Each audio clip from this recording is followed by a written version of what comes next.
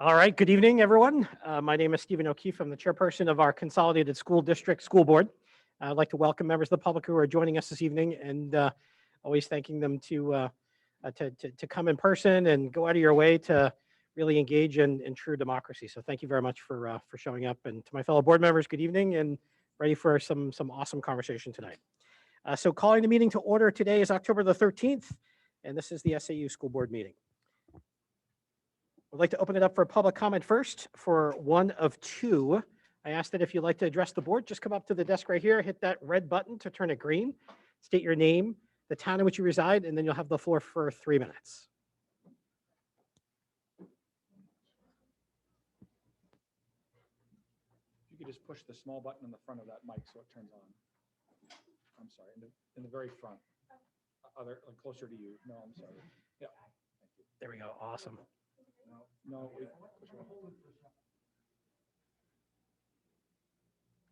Awesome. And just before you get started, are you going to be speaking on behalf of both of you? Because Mr. Gothier told me that you may need a little bit more time, which is fine. No, I'm speaking for myself. Yourself? Perfect. All right. Awesome. Go ahead.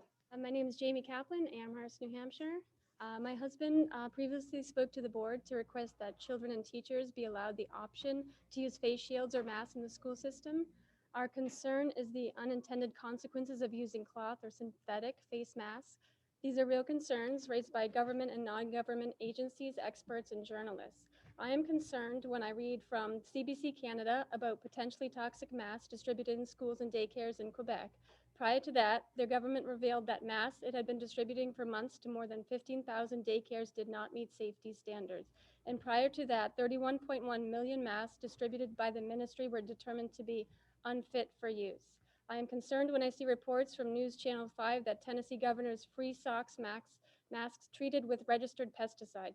Dr. Warren Porter, an environmental toxicologist, states, "I wouldn't wear one, and that I wouldn't want to be breathing in something that I also knew could be poisoning my body in a relatively short period of time and might be having multi-year effects on my health."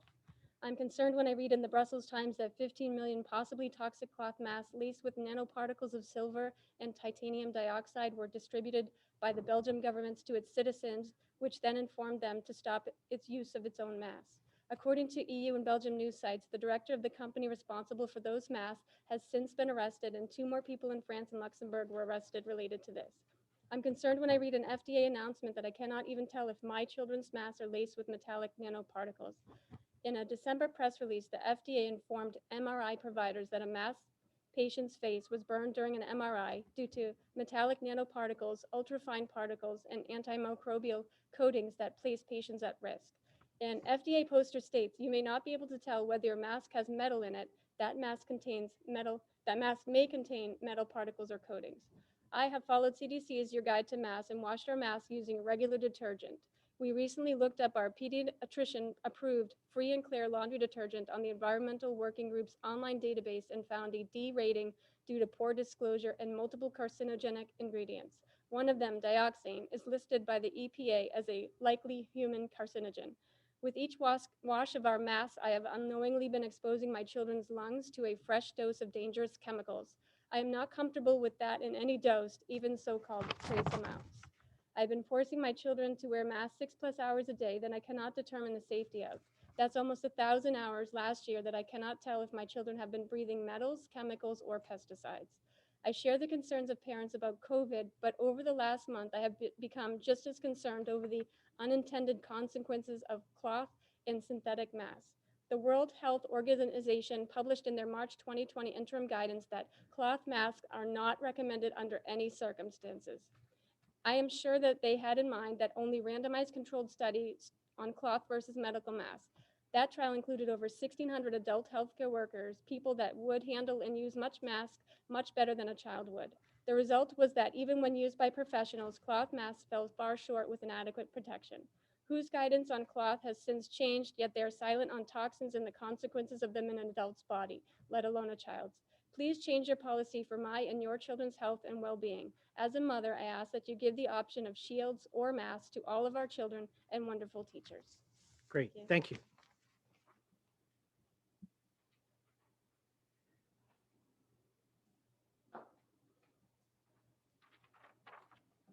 And sir, I know Mr. Gothier said that you reached out to him and he said that you need probably about an extra 30 seconds. That's fine. So we can go 3 minutes and 30 seconds. Okay. Just state your I'll name try to and be as quick as possible. no worries. Aaron Kaplan, it's 2 pages. Great. I'm not quite as good as her. Aaron Kaplan, parent of Amherst students. Jamie and I are worried about everything she mentioned. I know you all want a long, healthy life for your children. Current policy potentially jeopardizes that. Amherst's foundation for that policy is CDC guidance. That guidance is flawed.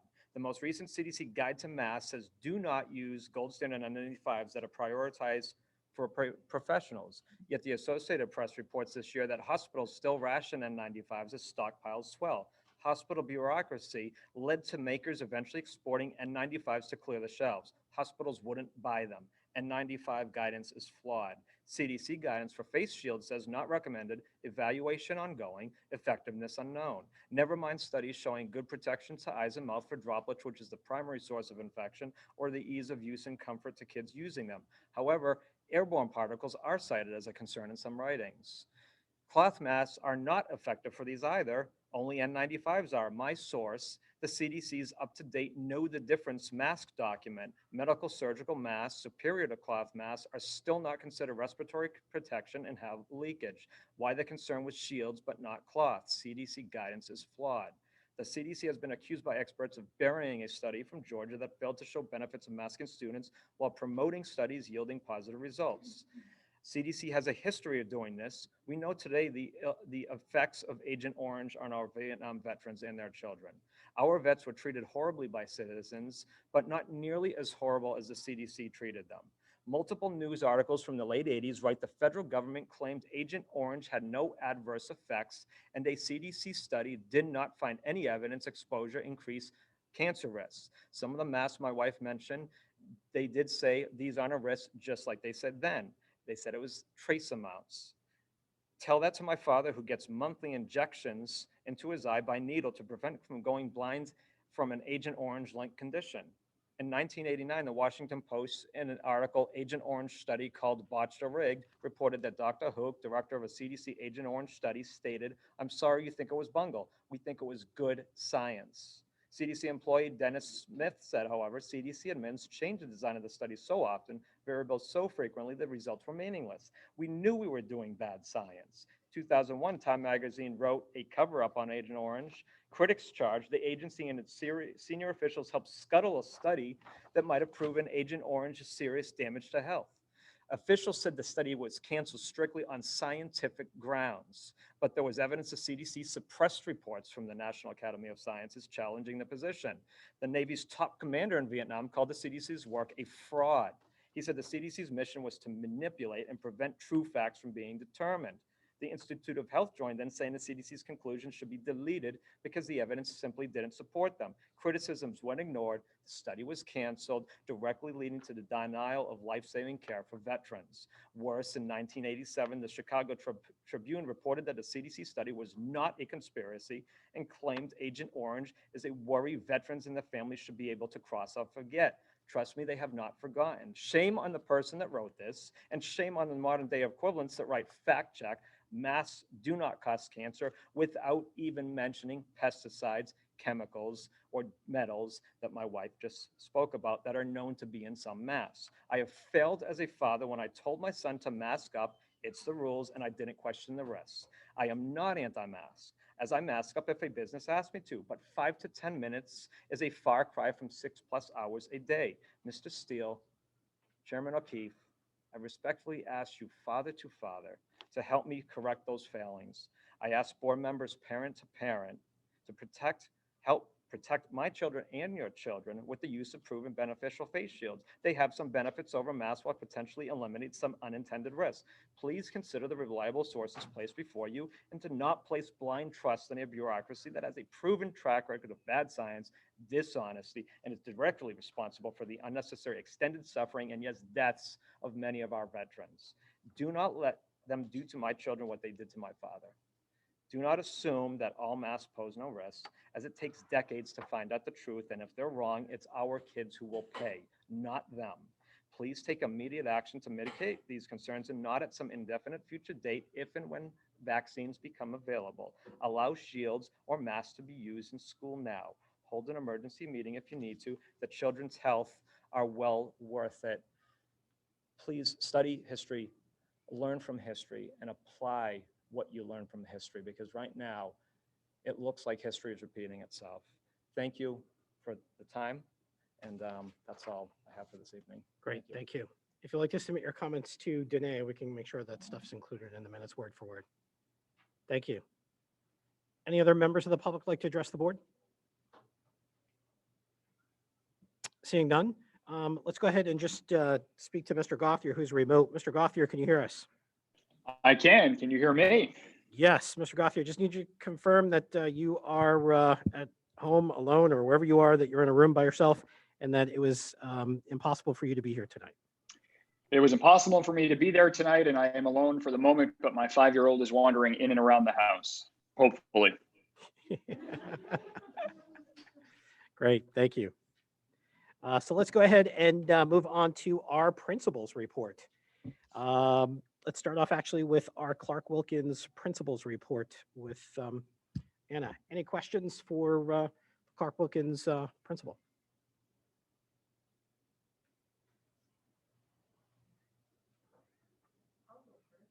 Great, Ms. Parisi. You weren't going to get off that easy without know. any questions. I mean, come I on. was ready for. This is what everybody waits for here. First of all, I would like to commend the variety of student leadership opportunities, not just Hootie's Council, but everything else that's been listed, Recess Rangers, Hootie Radio DJs. There's been a real change at Wilkins when you've incorporated those, and I really want to commend those. Additionally, I have a question about mathematics curriculum work. Sure. What's the vibe? So. How's it going? What's the So plan? we had it How are we gonna- on, we just met again on Friday and we meet weekly. So everybody here, I don't know if I want Christine to take the lead on this, but I think we've had a lot of great conversations on our first look with Bridges, but I'll let you take it for all of us. Yeah, and Steve can jump in too. He's supporting in fifth grade. So anytime you change materials, it's a little overwhelming for teachers and it's definitely busy. So I would definitely share that teachers are working hard. They're feeling a little overwhelmed. Some of the feedback we're hearing is, oh my gosh, this is amazing how it's really taking students through developing this deep conceptual understanding around mathematics. Other teachers are saying, oh, I'm surprised at this scope and sequence. I feel like I need to learn or understand more. We're only a little bit, a little more than a month into the program. We've finished, unit 1 in most grade levels, starting unit 2. So it's still pretty early. And, we're still developing our process for gathering feedback from the Bridges materials. But so far, questions, everyone rolling up sleeves, working together. A little overwhelmed, sometimes a little uncomfortable too, certainly the vibe from teachers. But overall, we feel in general, even when teachers are feeling a little overwhelmed, they are recognizing this is tightly aligned to standards, this is good for kids, but then in some cases, depending on the grade level, we're going a little bit deeper. One grade level, we met with a teacher today just to talk about how can we support the students who are ready for a challenge. What can we use in the materials? What other materials should we be looking at? So closely monitoring, probably our biggest area of focus, and we meet as a leadership team every week. So Anna, Kathleen, Bethany, Tom, Steve, and I meet every single week. Just what are we hearing? What supports are needed? How do we all stay on the same page? It's hard across 3 schools, but we feel like that's been a really successful model. Ms. Can I Parisi, before we follow go on, anybody else? Seeing none, go ahead. Oh, I'm sorry, Terry, go ahead. She has a second half to that, I think would make more sense before I go Okay. in a different direction.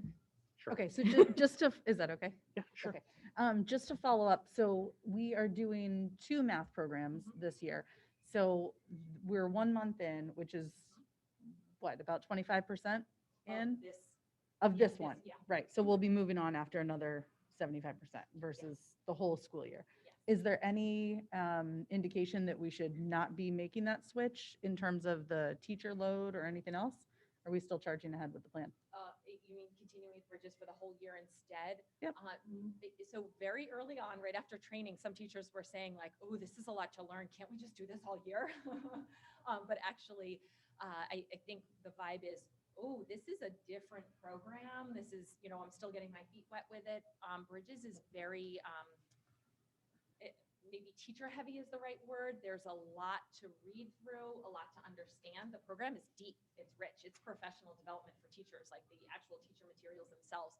And I think teachers are very interested in kind of, I don't want to say an opposite program. The programs are very similar in some respects, but the program is a little bit different where Bridges is actually 80 minutes of math a day. The other program is 60 minutes, and the teacher materials look very different. So we're actually hearing, especially in 4th and 5th grade, which is where we're going to have our biggest challenge because our students haven't had Bridges for the past, 4 years before they've gotten to 4th grade or 5 years to 5th grade. Those teachers are saying, a little bit of a mix certainly, but for the most part, 4th grade especially is saying, hey, I'm actually ready for illustrative, the next pilot. So it does vary by grade level, and each grade has its own challenges because there is a different area of focus in every grade level for math. So we're sticking with our plan. Sorry, I Going should have to- just said. No, it's okay. No, I didn't. I didn't mean it bad. I just was looking for the Yeah. yes or no. Okay. That's the vibe we're getting from teachers, is Okay. they are actually interested in that other side of materials that's a little bit different. All right. Thank you. Great. Terry. Thanks. All right, I'm trying to pick my question. I have two, but I'll start with this and then give everyone else another option. Tier 1 behavioral interventions, I just wonder why you're highlighting. Are we having some issues that we're having to focus or changing anything specific? No, I just think coming off of COVID, and I think with the math and everything, just focusing on tier 1, I think we have some pieces in place. So I think taking a look at tier 1 across the board for us is important. No, that's fair.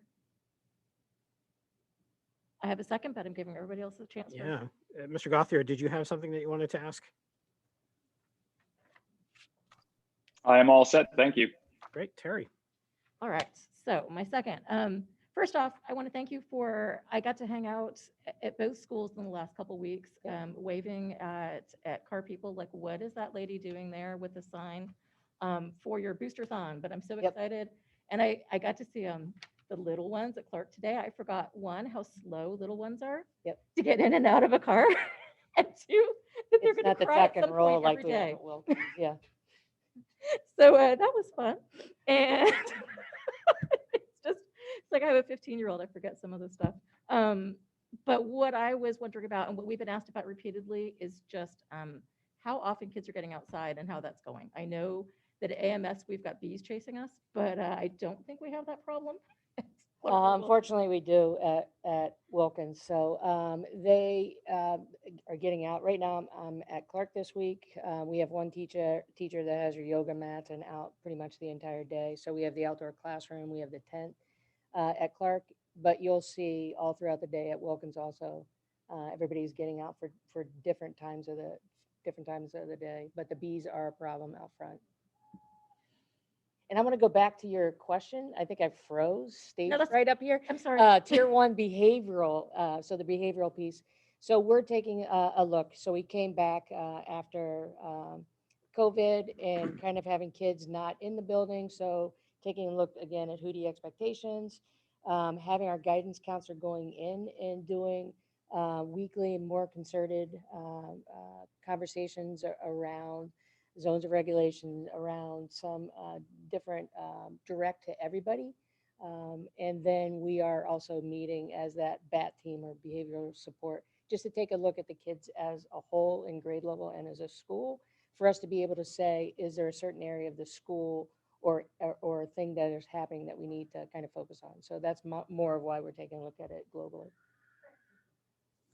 Can I put a promo out for the PTA, and we have our booster-thon tomorrow. I think I'm close to kissing a pig. So yes. And so I think the kids have raised close to $50,000. So again, just to the PTA and all the teachers and parents. So Mrs. Murphy's getting duct tape maybe to the school on Friday, so. And what are they doing to raise the money? They are raising the money for it's an actual race. Oh, here we go. Now I'm off tonight. So it is for a Gaga pit, for outdoor accessories to the tents and outdoor classroom, and for teachers, laminators that are 16 years old. Nice. Great. Congratulations. Thank you. All good? Awesome. Oh, you do? Perfect. All right, let's move on to our middle school. Dr. Bernasconi.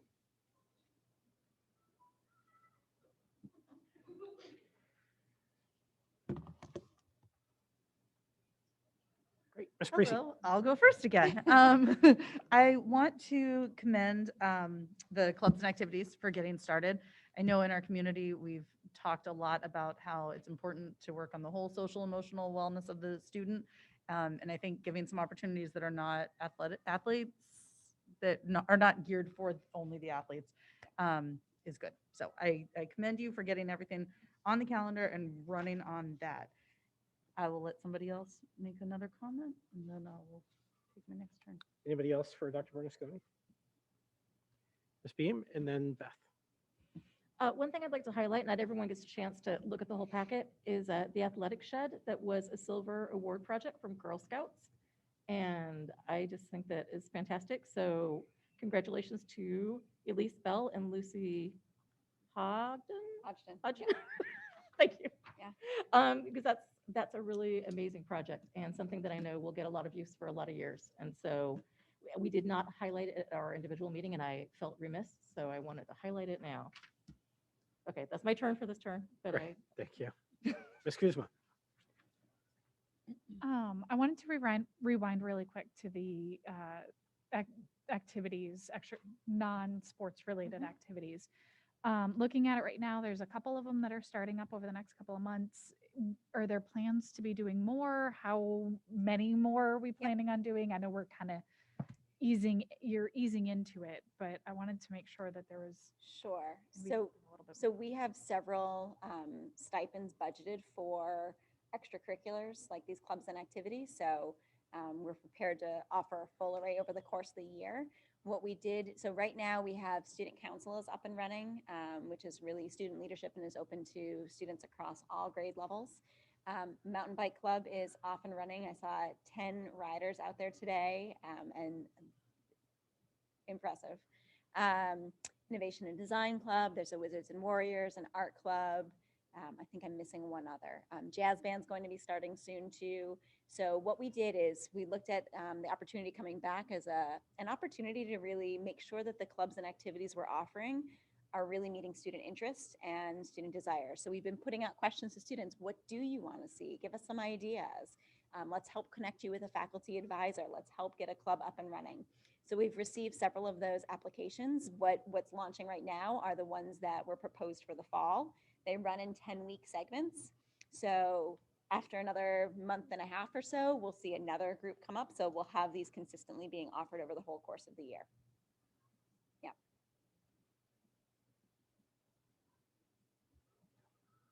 Great. Terry. All right, I just wanted to really quickly, I know that last time I asked you a little bit about the TikTok challenge that y'all have started your own, and I really want to see how it dovetails with the Wellness Wednesdays, that we're doing these, focusing on the positive rather than simply don't do that. Instead, it's like, here's what we want to do. Tell me a little bit more how that's going. So some exciting updates. The kids took it and ran with it. It was so impressive. So we had these glass jars in the lobby, and as they completed their challenge for each day, we'd fill up the jars.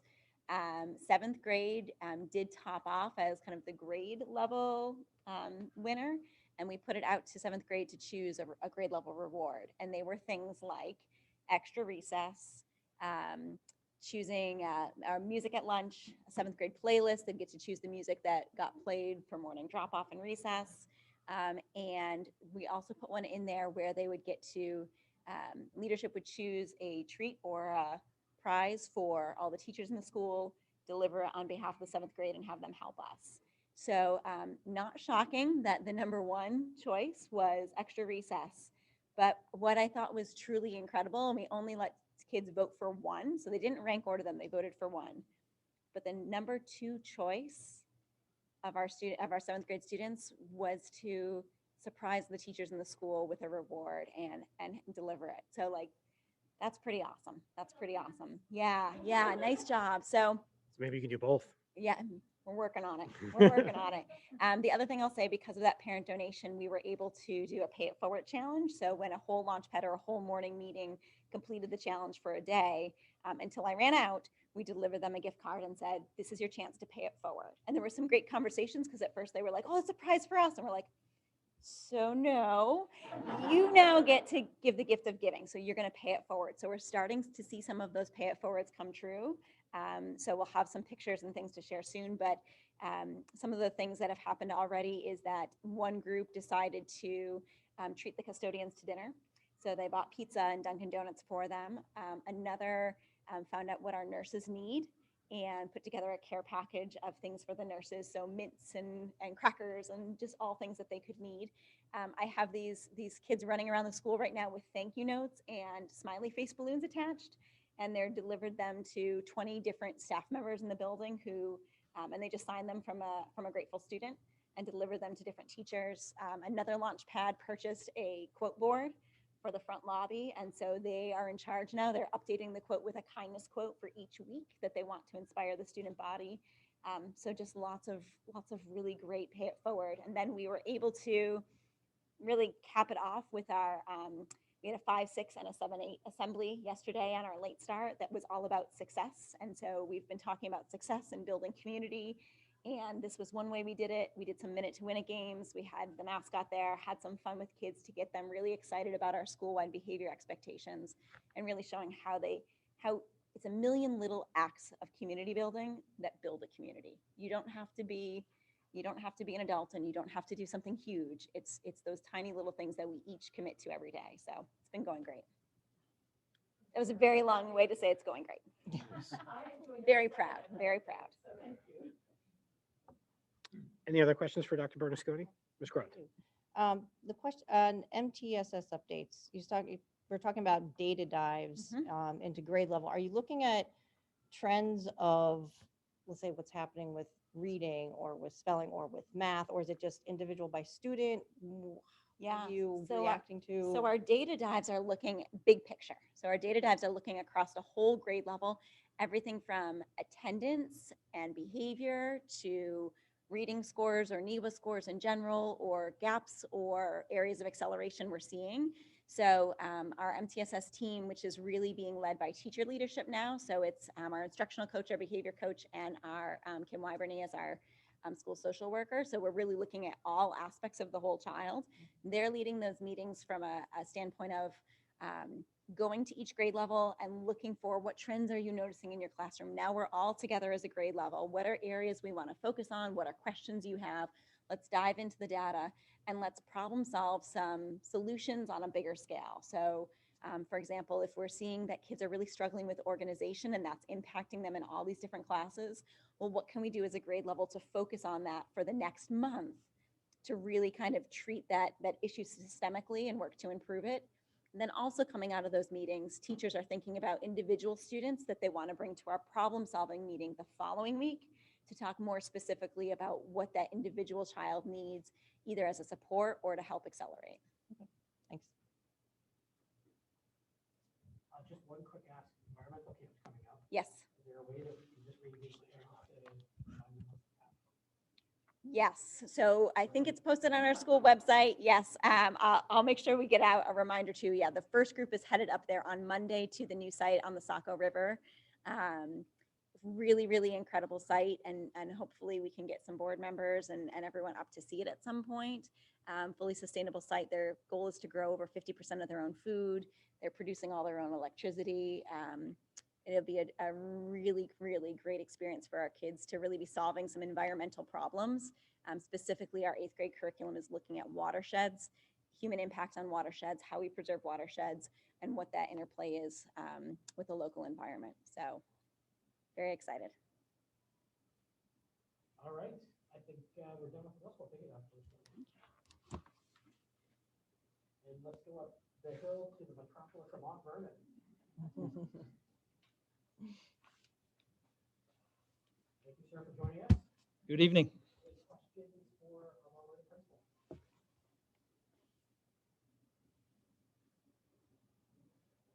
Oh, I'm sorry, Terry, go ahead. All right. Is this mascot new? That is, so we've been the Falcons. So the Yeah. Mount Vernon Village School has been the Falcons. That now is going to be the image of the Falcon. And we will be naming our Falcon, and then we are going to have an actual costume. And so I understand there is one down at Clark Wilkins, and there will be perhaps a dance contest, dance off. I'm not sure yet, but that might be happening. So Little Hootie envy going on, huh? yes, we'll see. Hootie's got nothing on yet to be named Falcon. That's right. That's right. Yeah, yeah. It is very cool. Thank I'm a you. big fan. Thank you. I like it. Yeah. Can I just take a second? I just want to, first time I've been to this meeting, just want to introduce, so as you know, Tom Leckletter started back in August. It has been a fantastic couple of months. I can't say enough about the community of Mount Vernon, about the school, the staff, and just the excitement for learning up at the school. The team is fantastic, working with staff.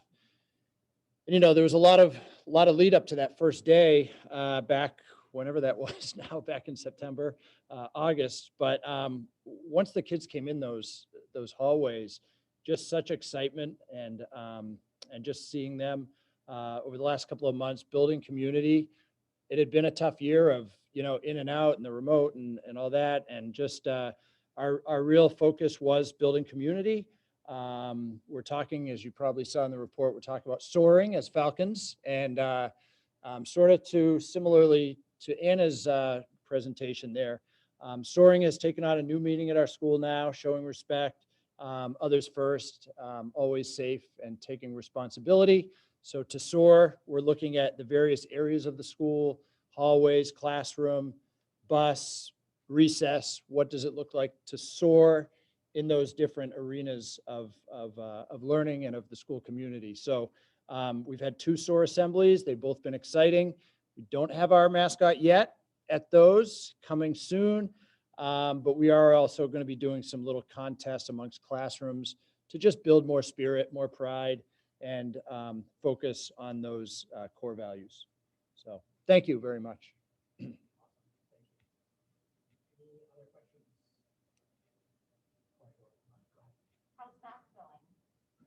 Yeah, math's going well.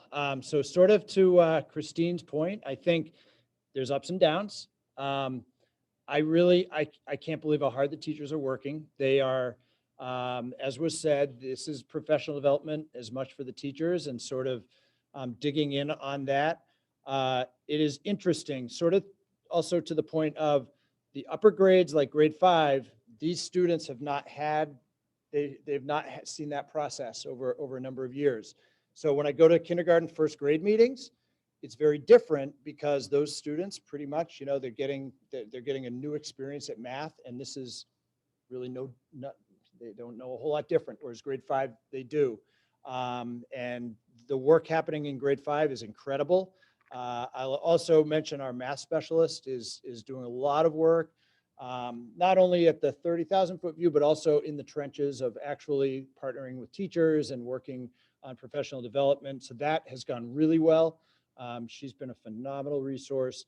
And I think I've heard from every single grade level that they really see the merits of the program. They really are seeing so much value in just the approach to the instruction. It's not just teaching algorithms, it's really teaching the process of mathematics. And so I've heard that resoundingly, but not without a lot of tired weekends and nights. You know, I think it is a lot of work on them. So, yeah. The upper classroom, being with fire chief, we're just excluding it now, cost prohibitive. So it's very costly for really what we're going to end up getting. We're looking at a minimum with just the very first look, Mr. Preston and I had at about $18,000. And then when we met with the fire chief, there were additional costs to make it more stable, more, not permanent, but more permanent. Potential flooring and potential even electric was potentially talked about. It just kept going up and up. In the meantime, the PTA had done a lot of work on our current outdoor classroom space that certainly is not permanent, you know, and it's not 4-season, but just in terms of the usability for what it is really, and I've seen it used now for instruction. I'm not sure we get a whole lot more for $20,000 than we do for what those volunteers came in and gave us. They took a weekend, they cleaned it up, they put some little shelter umbrellas over the tables. There's a whiteboard out there. In the end, I think for instruction, we're getting as much out of that as we would be out of something that's potentially going to run over $20,000. So I just, my recommendation, and then it was interesting, after I walked the grounds with the chief, he came back and he said, you know, I think if you're going to do this, you should add XYZ. That just brought it up even more. So yeah, I think for what I'm hearing and what I'm seeing and what I'm actually seeing in terms of learning outside in an outdoor space, which we probably have another month of that before it really starts to turn, hopefully. I mean, who knows with this weather, but that's the direction we're looking at right now. That's awesome. And I know where you've got the table set up. It looks great. To be honest, it looks like a cafe in some city. Yeah. I'm sure kids can go out and have their lunch there. It's pretty cool. And we could add to that. And I've seen some creative use too. Teachers just bringing chairs outside and circling kids up. And there were some things purchased last year that they're less permanent, you know, just more temporary things that can be used outdoors that have worked pretty well. So I think with the resources we have, and I did survey the staff to find out what else would be helpful for you for instruction and just making that a richer experience for students. And I got one response was, can we get some trash barrels out there? So, you know, it's pretty basic, pretty low cost, pretty basic. Yeah. Any other questions before I ask another one? Engagement with parents in the first month. How's that gone? Engagement with parents? Yeah, from you. Yeah, gone really well. Thank you. Yeah. So initially I put out a survey to the parents just asking for just general feedback on what their needs are from the school, what their experience has been over the past year. There was some very specific feedback, and it really boiled down to 3 areas as I see it, and really going through all those. And I also surveyed the staff as well, some of whom are part of the community. But it was that building community, really, really important. Individualizing and personalizing learning, which is our mission, engaging, supporting, and challenging all learners. And then really being attentive to the SEL needs, the social emotional needs of our learners. And those 3 areas, really engaging with community members over and over again. I heard those 3 themes come through. So, and even at the ice cream social, which was, I heard, a record turnout. I mean, the ice cream was pretty good, but it was, I heard those same themes. So I think things like that community event were really well attended. There was a lot of positive feedback about that. I think just bringing folks back together again was really important. But those conversations really have all focused sort of in those same 3 areas. Nice. Yeah. I know there's been a significant uptick in our student population, you know, Yes. 12%, which is awesome. Any idea where that's really coming from? I mean, obviously new housing permits that we've got from a couple of our roads, people moving in, people getting the word of the good things going on there.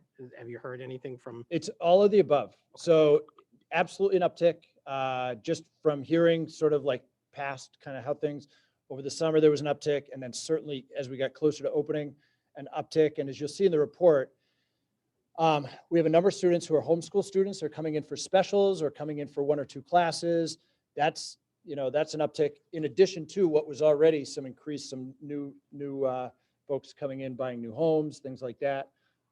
So it really is all of the above. We're seeing, we're definitely seeing growth. And I've had conversations with some of those homeschool families that have students coming in for 1 or 2 classes, are trending toward possibly enrolling their students full time. So I think we're going to continue to see that trend. We're hearing really positive feedback from those homeschool families, for example, and their experience after a couple of months. That's awesome. So, yeah. Keep up the great work. Any other questions? In closing, we're gonna have to compete with Amherst and get a cow up there for some kissing.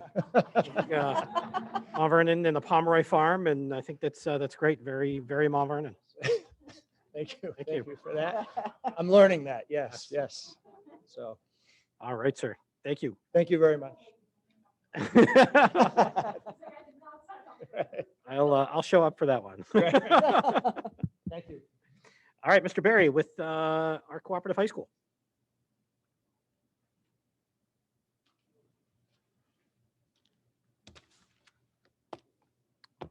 All right, starting off, any questions for Mr. Barry? Ms. Grund. Open house was different this year. It was online, so I'm curious how you think it went. I have to say, I appreciate the fact I could go back and look at the teacher videos later because I was in a JFAC meeting, so I couldn't go to actual open house. I was curious if you got any feedback. Do we know how well it was attended? So I think, given the circumstances, it went well. A lot of effort was put into the development of the website, the communication out to parents and students, but we feel like it wasn't as well attended as some of the other open houses that are in person.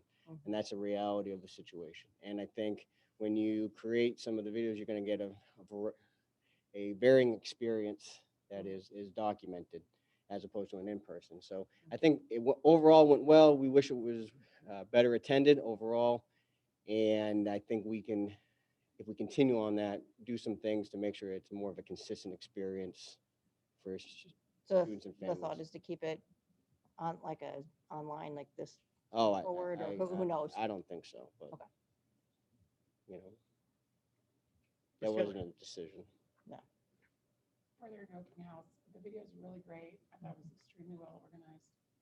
And I wouldn't mind seeing a hybrid going forward. Like there's an experience to have together, but there's also, it was very informative.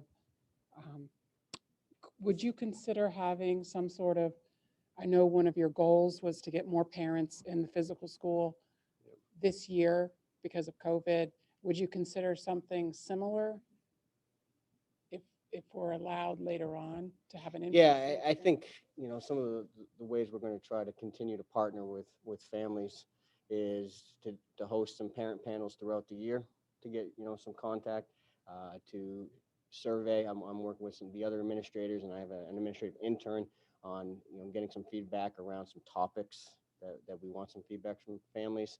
So we are definitely exploring different ways to partner and communicate with our families. Thank you. Any other questions for Mr. Barry? Ms. Parisi. I have a question when it comes to the athletic website. This might have been discussed at your Sohegan meeting, but I'm just wondering if, I know we're talking about redoing the website. I'm wondering if this web address will eventually be housed under the SAU 39. Yeah, no, it will. We have a couple websites as they were developed by individuals when they were developing, used, you know, titles that are frankly just not as professional as they could be. Probably makes sense while you're developing it, but eventually moving over. Yep. Okay, thank you. Ms. Taylor. Could we share the videos with like a grandparent? Is this an open? I know the link went to parents. Yeah, well, if it's out there, you can share it with who you like. Okay. And you had a flu clinic on the calendar. Okay, for the 18th? Yeah, I believe that's staff. Okay, my question was, thank you. I noticed on the last page, because this is September's report, because your meeting comes at the end of the month, and Yeah. we're going to be processing going forward for my board members' sake, the previous month's report from the high school, because Sohegan meets after us, and Mr. Barry is just going to be preparing the more detailed, accurate, up-to-date report for that board, and then we'll receive it the following month at this meeting. I noticed in here the senior hike was listed. I heard that they already went today. Is trips like that going to be more prevalent this year in terms of like maybe a trip to Europe or any of those things, or is that off, or is that still up for debate? I haven't had conversations about traveling outside the country. Okay. Okay. Cool. I'll be honest, it took all we had to coordinate a The bus hike for this. to Monadnock with Yeah. transportation issues. Okay. And we're very fortunate that it worked out and then we were able to find transportation. So I appreciate a lot of people, Matt McDonald and Sarah Barbado and the senior class did well of, problem solving that. So we could create these experiences, but as the year moves on, we want to make sure that we are doing all we can that for the kids and the students who didn't get the experiences when they were sophomores and juniors because of situations, so they can have some of these. So whenever possible. Cool. Ms. Beam. So I'm looking at updates from student services, and I'm really happy to see that there's a little more consistent advisory experience probably going to happen, because you've got some base things that everyone's going to hit, even though they can individualize how they hit it. But I like seeing that there's some key things you'd like all of the advisories to be focusing on, and to dovetail with that, really a focus on the social emotional aspect. And I'm wondering, kind of what's your feel for how kids are feeling, and are you seeing a real uptick in coming to guidance? And Yeah, no, I think, obviously being a teenager in 2021 is challenging enough, right? With all sorts of different factors, stemming from, social media, the need for instant gratification, navigating life during, a pandemic. Yeah.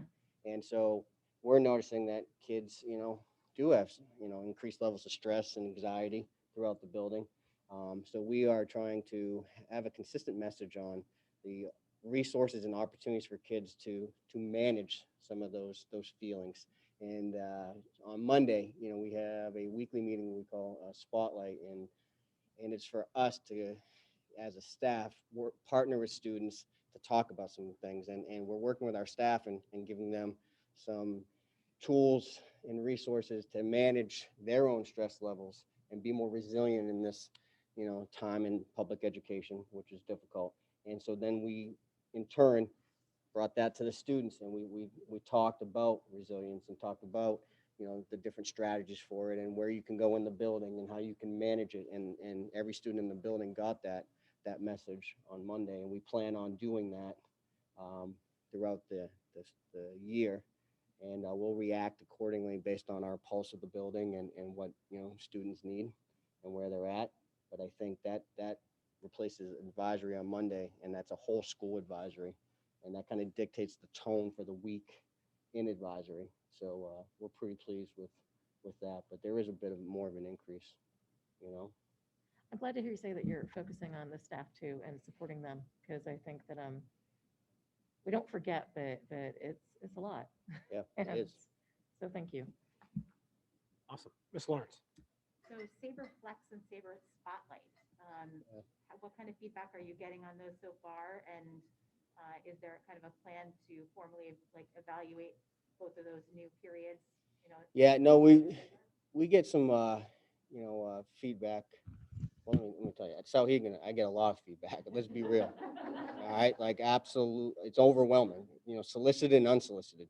Right, and it's a complicated organization. And Saber Flex was a plan as for us to have students have a bit more of a structured time during the day as they come back into the building coming out of the year that we just had. We determined that 9th and 10th grade would be the best place to do that. The plan is to reevaluate what the 10th grade experience looks like. The 10th graders would like to have open campus. They have made that clear that it would be, and that's probably not a reality, right? So what does their free period instead of Saber Flex look like? So that will be the question we look at for 10th graders. 9th grade, I see it kind of morphing into something similar as we get better at that piece. Because you want kids to have more time managing their free time. We hear too often at the high school level, I'm good, I have everything done, I'm good. And the reality is they're not good and they don't have everything done.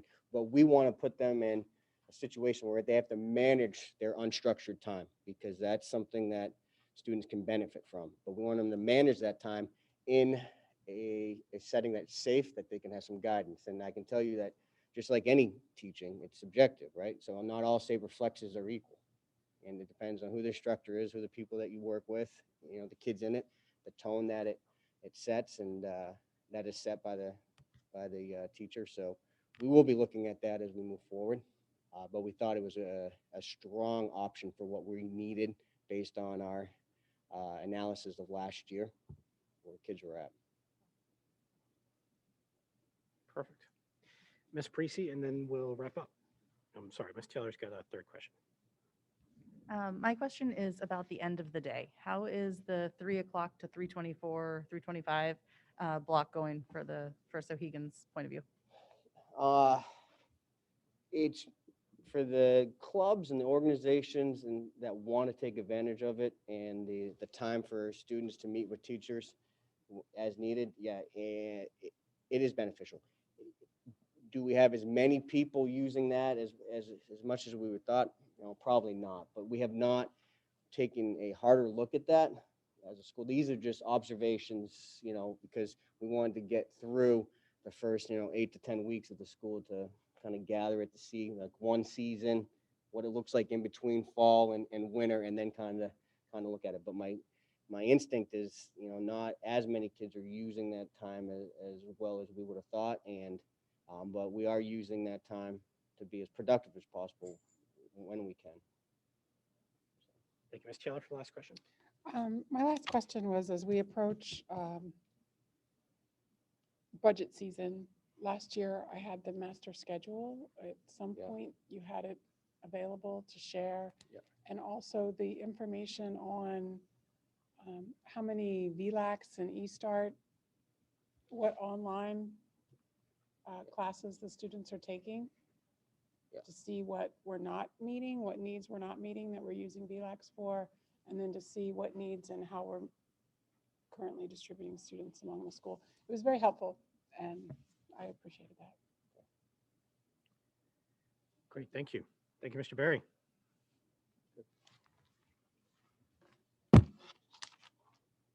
All right, moving on to our consent agenda. Just like we've been doing for the last couple of meetings in person, we'll go down one by one, see if there's any issues with any of them. So number 1, number 2, number 3, I'll turn it over to Ms. Taylor first. Stephanie can go first. Mine's longer. Okay. Mine should be quick. Line 23, where it says, Mr. O'Keefe added that he also does not believe, but there should be a not in there.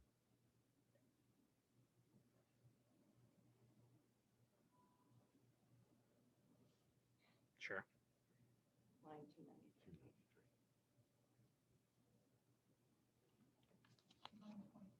Line 293.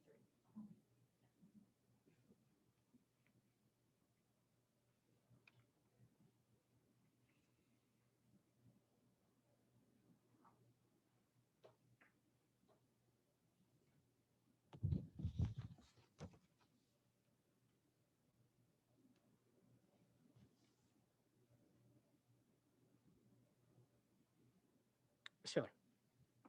Okay, I wanted to apologize to my fellow board members for repeating myself, but there was line 452 says Mrs. Taylor noted her concerns, and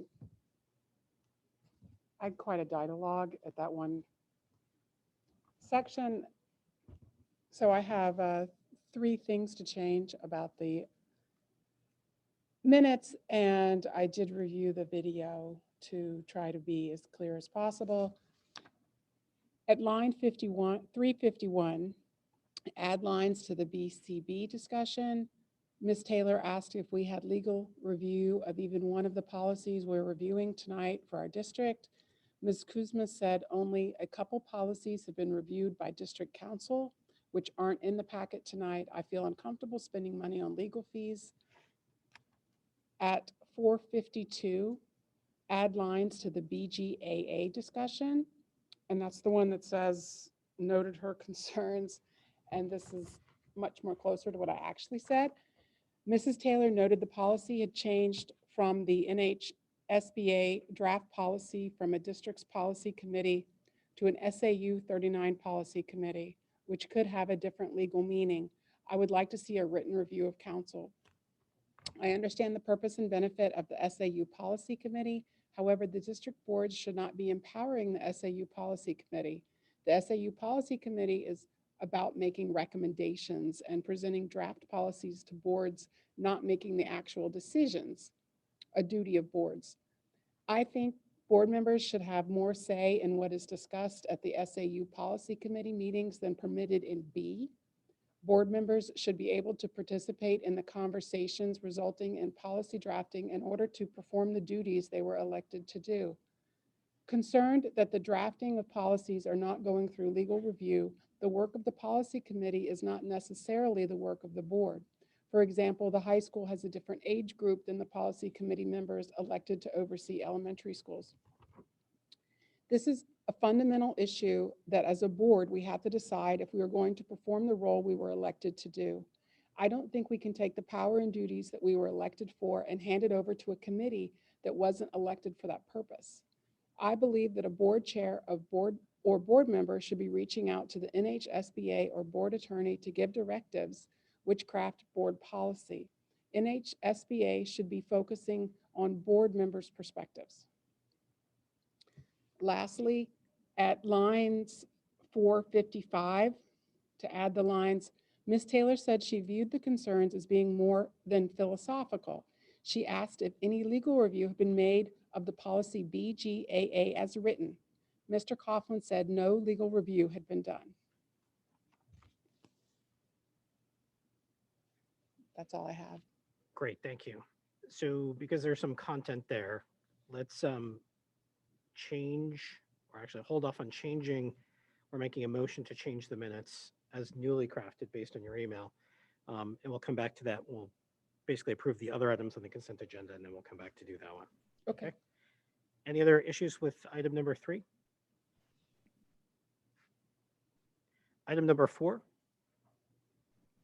Mr. Gothier, tonight we're supposed to have board updates. We only received the one from Mr. Gothier in terms of his board update. So that was included in the packet in the consent agenda. Number 5, October 1st enrollment. Number 6, policies to approve from 9/20/2021. Those are the ones that will be for the second read tonight. Number 7, facilities update. For Mr. Preston. I'm sorry, I had number 6. Yep, I'm sorry, go ahead. Well, you didn't list the policies. Yep. Which I thought if we're voting on a policy for number 6, they should be listed to protect ourselves for what we're voting on down the road. Also, there were 3 duplicates, the BBAB, BDB, the BDD, and the BDF are all still included in the packet for a second review, and they were also pulled out for discussion for a first review. So I What think page they were are you on, Ms. Taylor? the policy packet for second review. Yep. As BBAB, BDB. So what page in the packet are you on? I'm not sure. I can. It's not listed on the bottom. Um, I can help you. What's the first one? BBAB, DB. This is the order. Just search for it. Well, you're not going to find it because it's not labeled. Oh, it still has no title. Yeah, BDD still had no title. BBAB, BDB had no title. And then the BDF was a duplicate. It was pulled.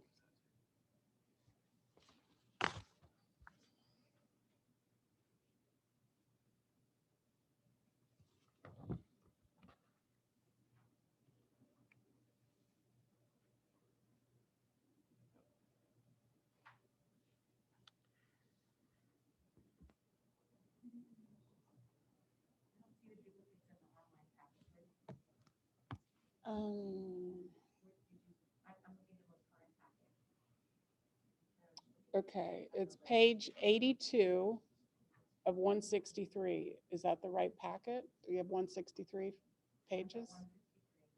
Okay, I have page 82, page 83, page 86.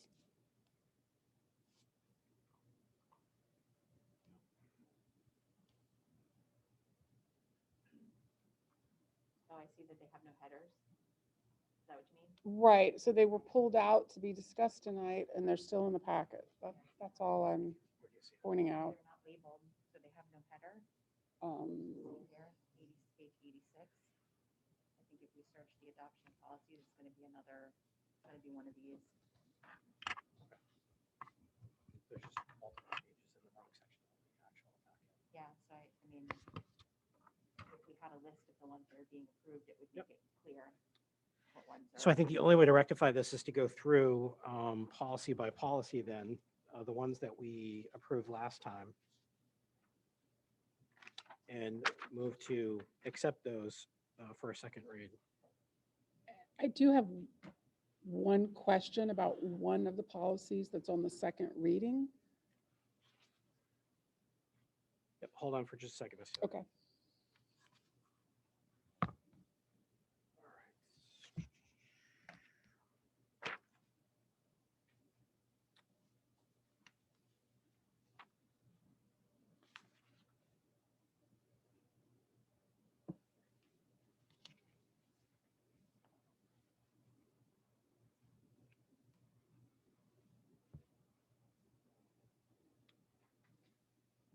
Are you comfortable going down policy by policy and just stating the name We can go through the ones that have for the second the read? titles on them. Yes, thank you.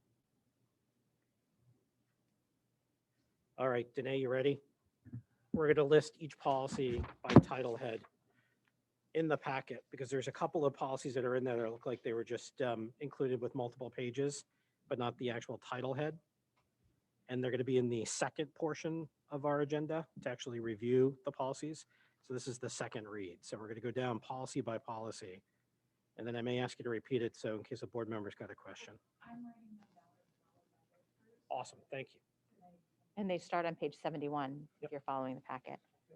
So the first one is BA/BA-R, which is School Board Self-Evaluation and Goal Setting.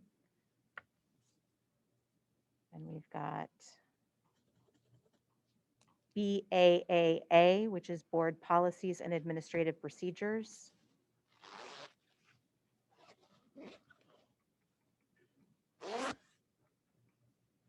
BBA, which is Board Powers and Duties. BBAA, Board Member Authority.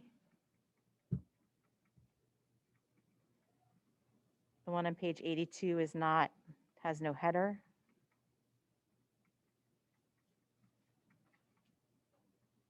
Page 83 also has no header. And before we move on real fast, Ms. Kuzma, is that because that's on the board for stuff for review, those two? Yes. Thank you. So those are not going to be counted as a second read. That's correct, because we're going to discuss that at the end. Thank you. Sorry. Nope. The next one with the header is BDA, Board Organizational Meeting. BDC, Elected and Appointed Board Officials.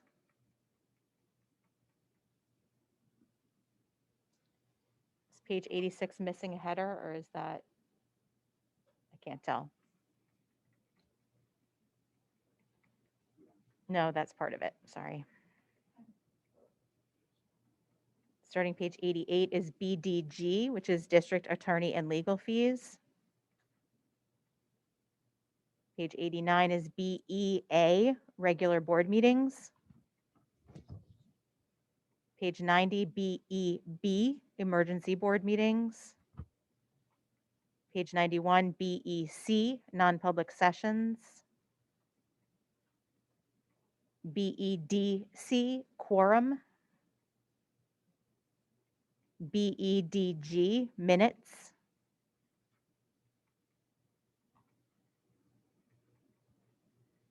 BFE, Administration in Policy Absence. BGAA, policy development, adoption, and review.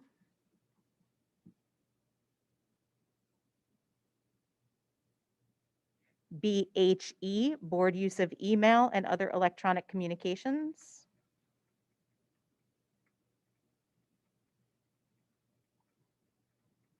BIE, board member indemnification. DID, fixed assets. EB, workplace safety program and joint loss management committee. GBCE, training and information relative to child sexual abuse and prevention. GCR, staff conflict of interest. KFA, public conduct on school property. BDE, committees and delegates. BBBH, organization and operation of SAU joint board. It's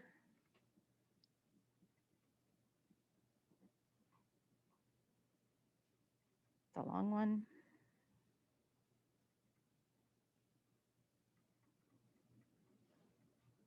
BEDA, public notification of board meetings.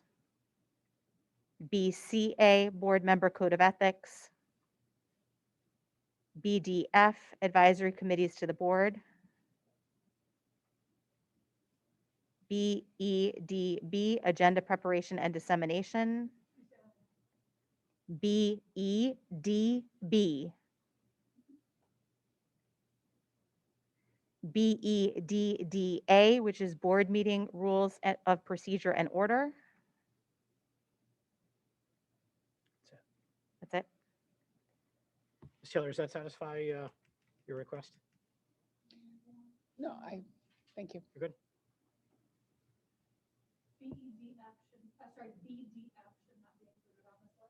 Okay.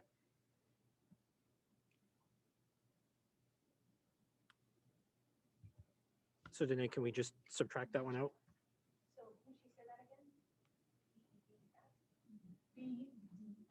Which is page 114 in the packet.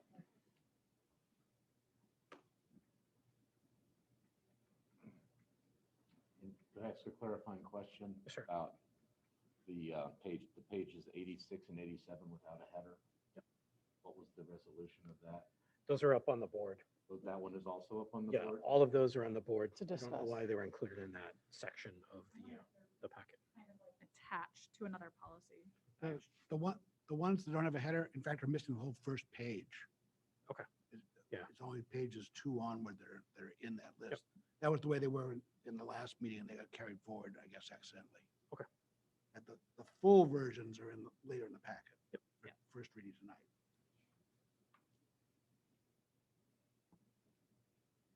So it's basically excluding pages 86, 87, and 114. Yep. Okay. Thank you. Thank you, Ms. Lawrence. You're welcome.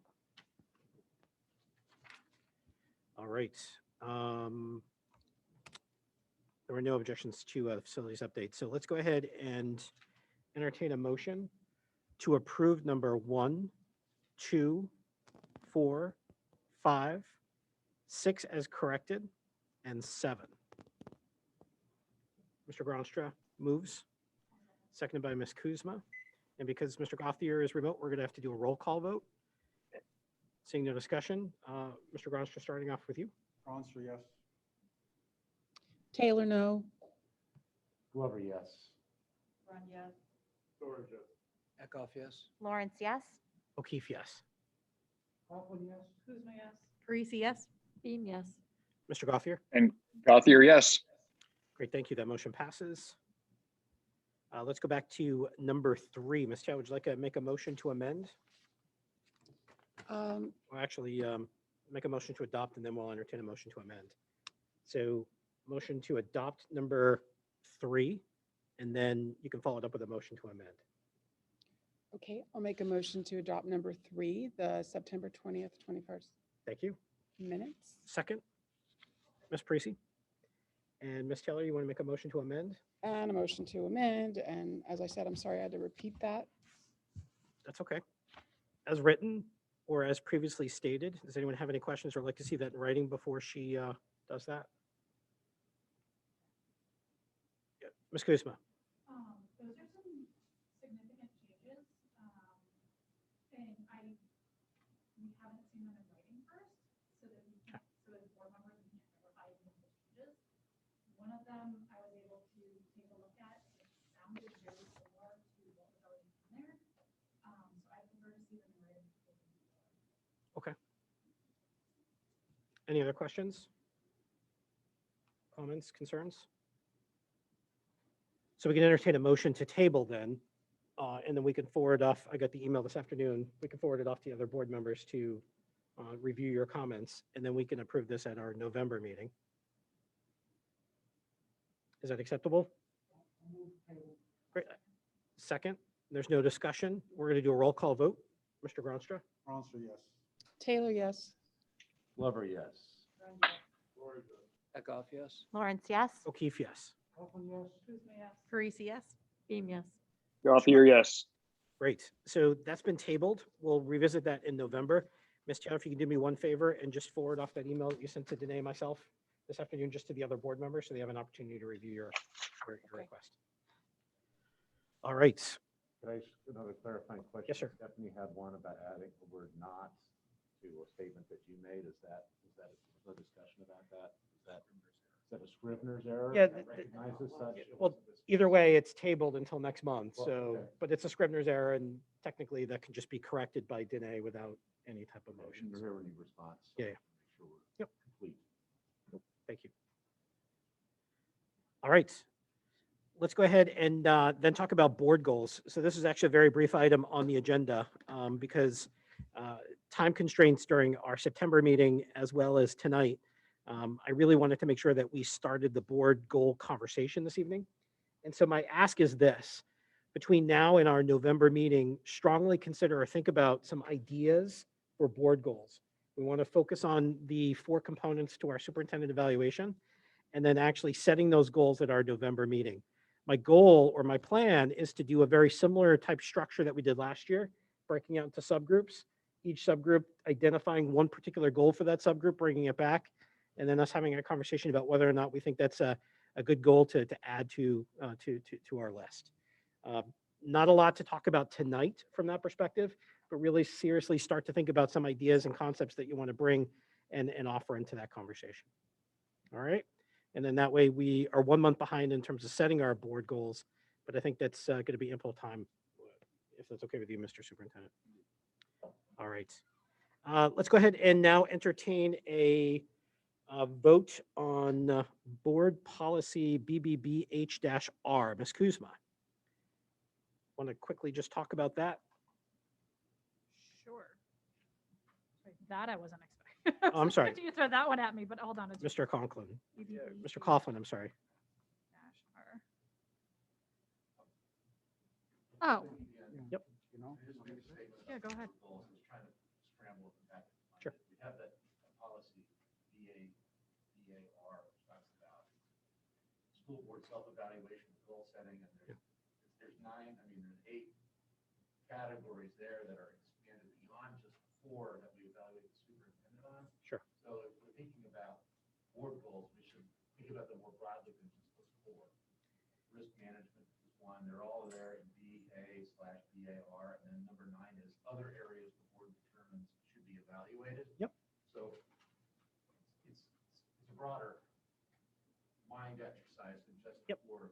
A good component, though, is self-evaluation in terms of what we do as a function, but the superintendent's goals are things I want to make sure we get accomplished right away, because he's got an entire school year to actually meet or exceed those goals, and time is running out from that perspective. Whereas a board goal for us to go ahead then and talk about our risk mitigation strategy and how we're going to go ahead and oversight and oversee, that piece can take additional dialogue, whether it's in December or January, set that stuff up. That will be the first time this board has gone through that process. Right. So that's a much deeper conversation. I do want to get our board goals for our superintendent literally locked in as quick as possible and get that process started. That's my perspective. Yeah, okay. Sorry. So, just to be clear, so when we say in the agenda packet, it's board goals for future adoption, what you really mean is the board's goals for the superintendent Correct. for future adoption. Correct. Okay, but big difference. Thank you. So everyone understands what we're trying to say here. Yep. Great. Ms. Kuzma. Sorry, I didn't have the cover in front of me. So BBBH-R, we are asking to be rescinded because we just approved the new BBBH, which incorporated everything that was in BBBH-R and the old BBBH into one policy. So we have one less policy to review next time. So this is just a vote to rescind the old BBBH-R and the new BBBH, which we just approved a couple seconds ago, is fully incorporating all of that. Great. And so I'm going to start off with a motion to suspend policy BBBH for the sake of this evening for the voting requirements, because this is going to require us to do some legwork about how we're going to start to now account for each individual board's 3-vote policy. Oh, This is an SAU only policy. Yes, yes. so he wants to suspend the new BBBH For tonight. only. For tonight only. And so that way we can educate our fellow board members about it's not one person, one vote anymore. It's 3 votes per board for a board member or a board of 5 people. And it's a board of 3 votes for a board of 7 people. And so I just think that requires some additional review by my fellow board members before we start to adopt and implement that strategy tonight. Yes. So I make a motion to suspend policy BBBH for this evening and this evening only. I'll second that. Thank you. Any discussion? Seeing no discussion, this does require a 2/3 vote based on our current policy. We're going to start with the roll call vote. Mr. Gronstra. Ms. Taylor. Taylor, yes. Glover, yes. Run, yes. Eckhoff, yes. Lawrence, yes. O'Keefe, yes. Hoffman, yes. Kuzma, yes. Parisi, yes. Beam abstain. I walked out. I'm sorry. Great, thank you. Gothier, yes. Thank you. So that motion passes. That policy is actually suspended. So tonight only, 1 board member, 1 vote on all matters going forward. And so, Ms. Kuzma, do you want to entertain a motion to rescind policy BBBH-R? I will. So that's moved, seconded by Mr. Coughlin. Any discussion? Roll call vote, Mr. Gronstra. Gronstra, yes. Taylor, yes. Glover, yes. Run, yes. Eckhoff, yes. Lawrence, yes. O'Keefe, yes. Hoffman, yes. Kuzma, yes. Parisi, yes. Beam, yes. Gothier, yes. Thank you. That motion passes. That policy is now rescinded. Moving on to the superintendent's report.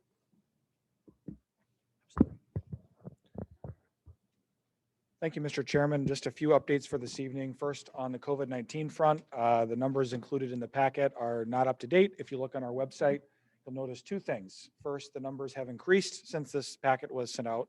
And second, we've split the reporting of Clark and Wilkins into separate buildings because if you were not aware, they are separate buildings. As a result, there are right now at least 1 cluster defined at Clark right now, and so it makes sense to report those buildings separately. We're working closely with DHHS. I will say that COVID-19 decision-making is a lot more complicated than it was last year because ultimately DHHS is telling us you have a cluster or an outbreak and you're on your own to figure out what to do about it. We are comfortable with that because we feel pretty good about our decision-making process. I always want to say thank you to our nurses. In some ways, this year is harder than last year because some of the patients that we had all built up for last year has been lost, and many people are giving our nurses a very difficult time, but nonetheless, they are keeping us all safe. And so I want to thank them for all of that. So you'll notice at Clark, the Clark case count puts us in yellow for that Clark building, which is the first time any of our schools have hit that threshold this year. The numbers would roughly have to double at Clark for us to trip into the orange status level.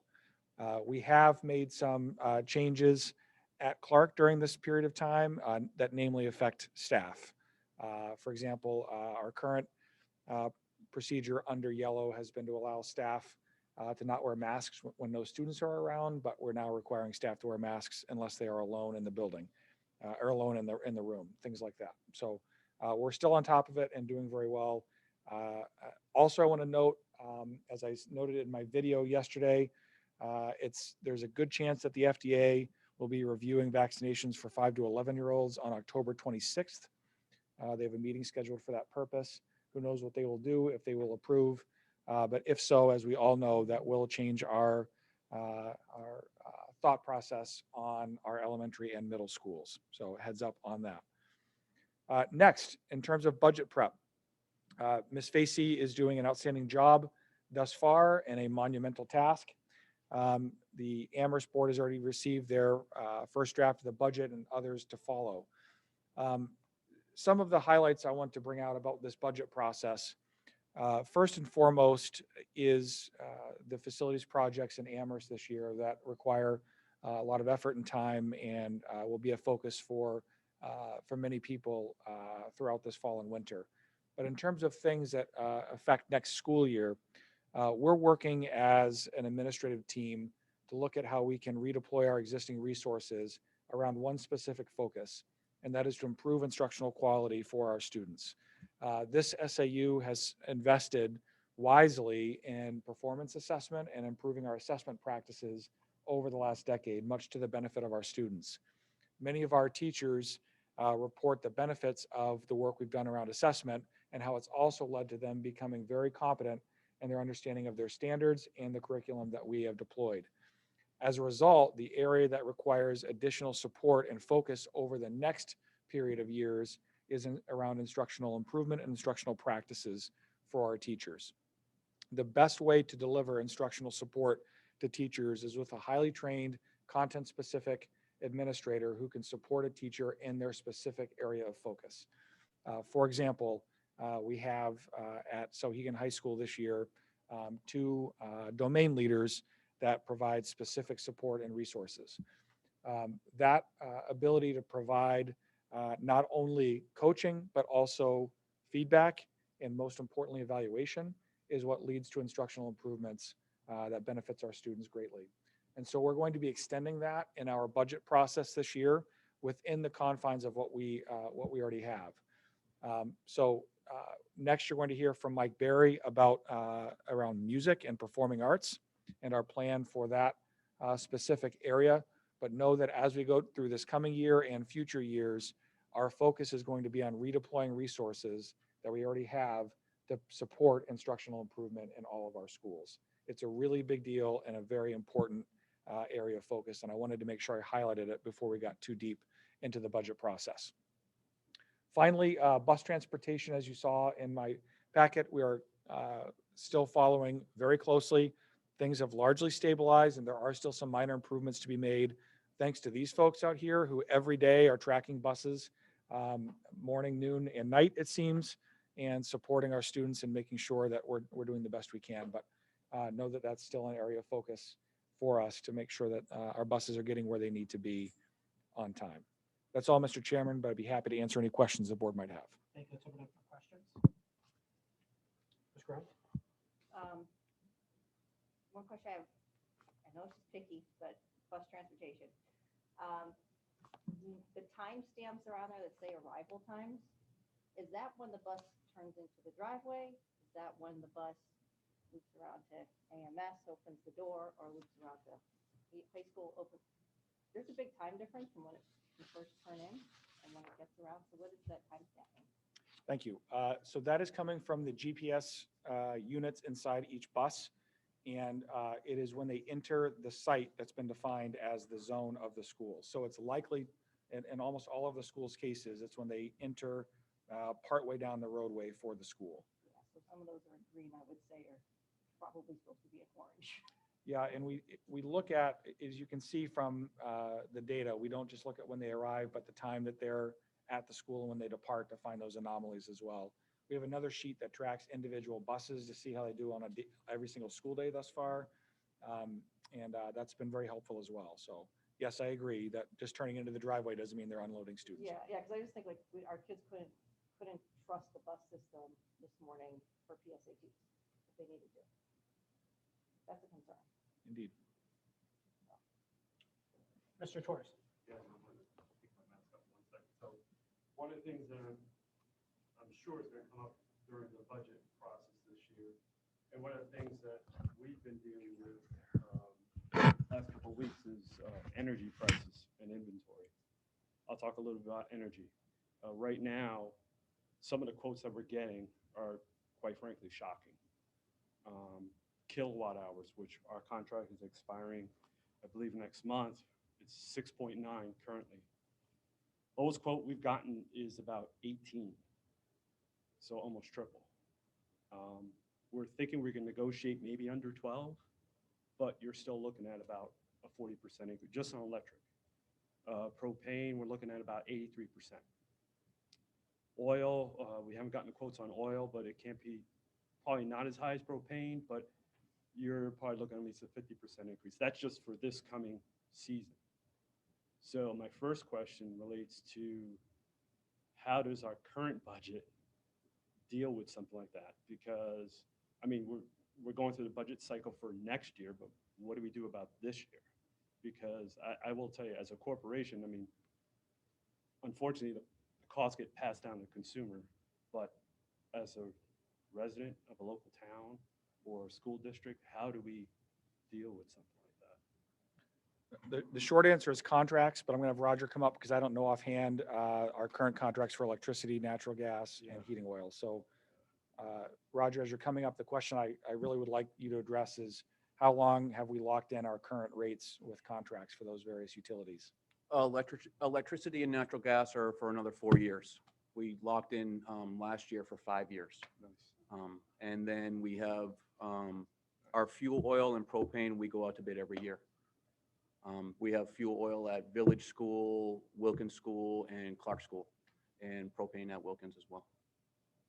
So one of the challenges in budgeting, especially on a yearly bid cycle, is if there's an increase in natural gas or any other utility, that increase isn't carried in the default budget calculation, which is a real challenge because it means if our proposed budget doesn't pass, we're still going to need to heat the building. And so we have to find the money other places to cover those utilities, which is not a good situation. But thanks, Roger. Sure. Sure.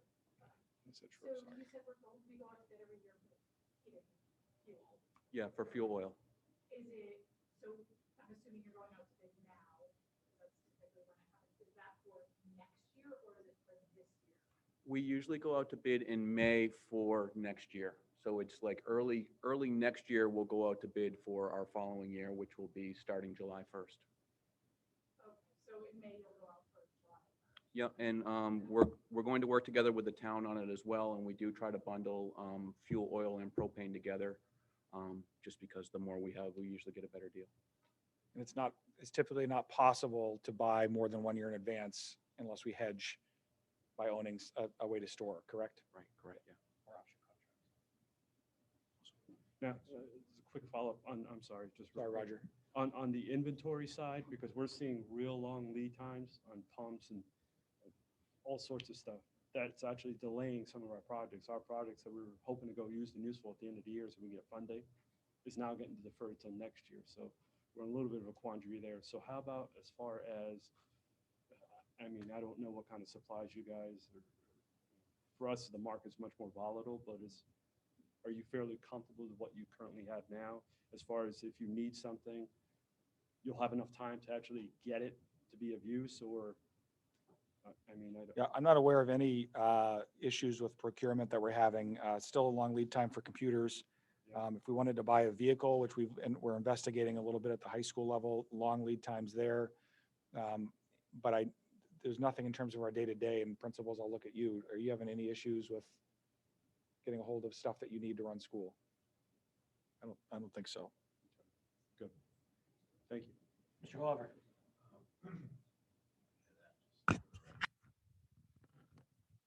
Yeah, we're happy to hear you say that you're talking to the town about just increasing the buying power. Is that that both towns, the towns of Amherst and Mount Vernon?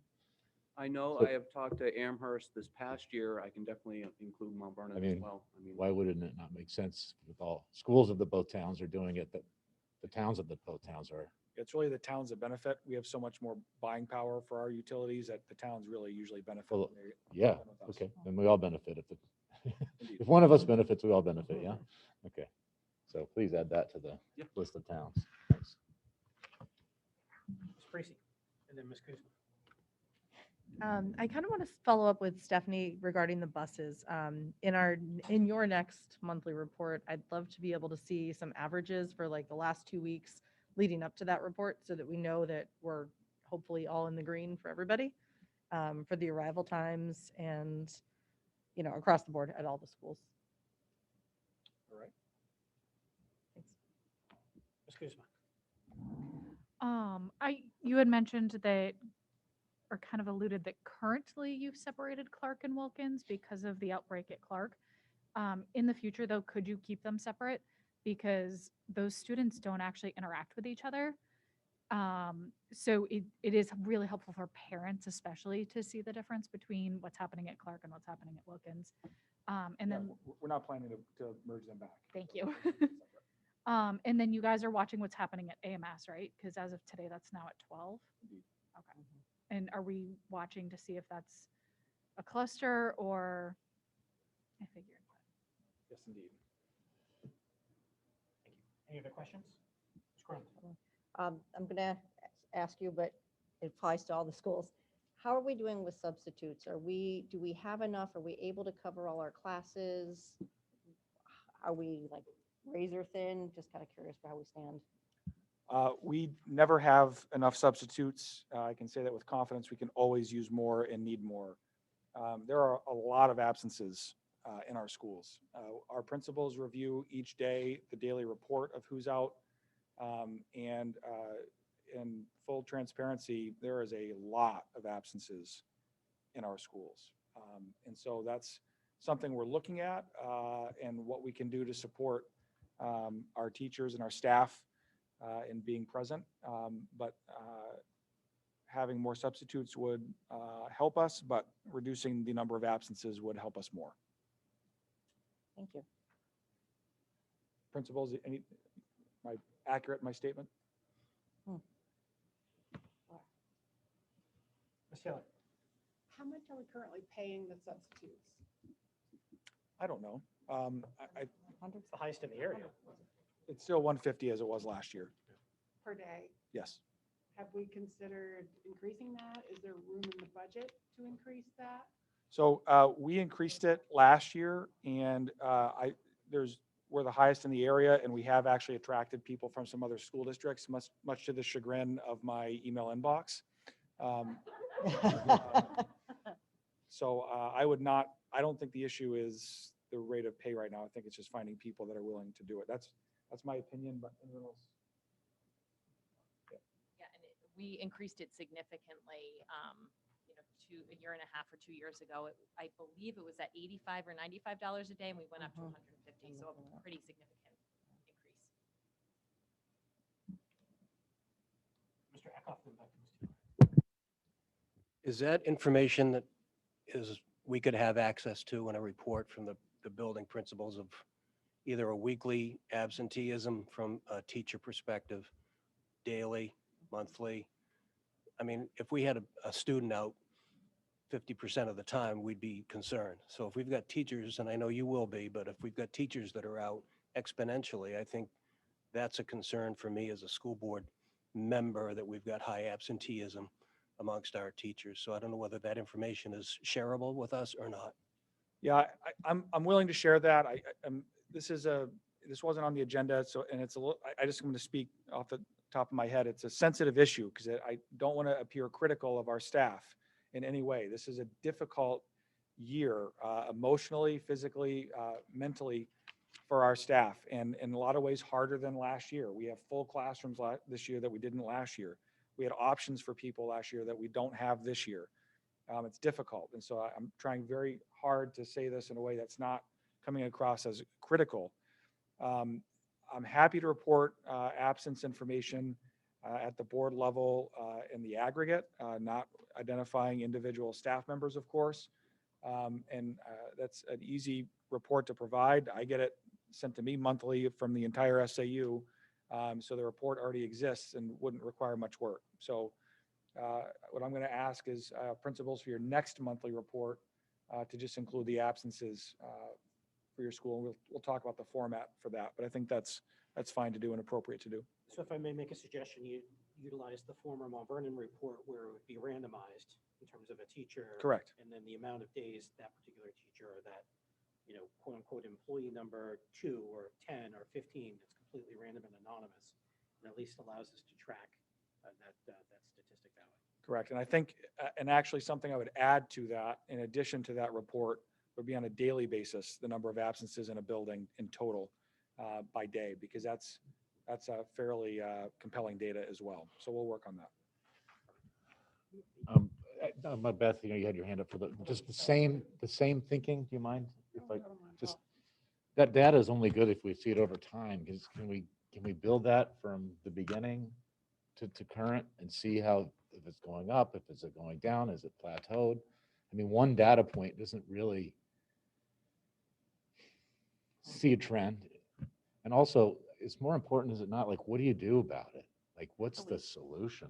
Like, how do we support the How do we teachers if support the something- teachers? How do we encourage the reduction of that? How do we know what the root cause is? Like, the data is only one thing, but at the heart of it is, how do you solve the issue? And I don't know. Yeah, I concur. And Mr. Steele, if you don't mind, it allows us as a board to actually gain insight in terms of whether or not there's an issue, and more importantly as a board, how we can identify potential solutions to that.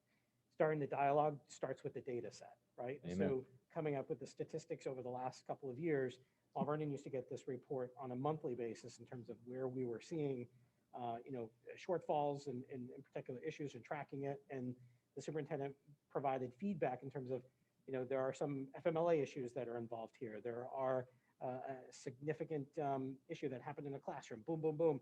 So it allowed us then to create structure, whether it be budgetary or policy driven, to then support those faculty members and staff members to make sure that they feel heard, number one, and number two, that we can identify the root cause of the problem.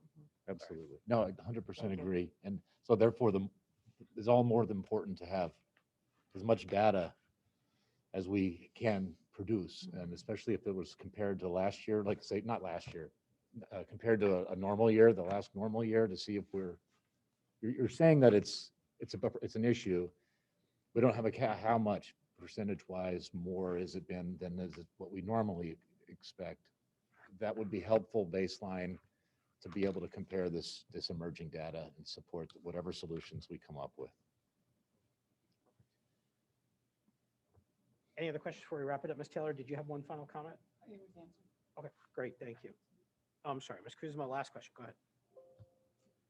Back to the buses really quick. Looking at this is from September. I know that you did roll out at least one bus change since then, if not more.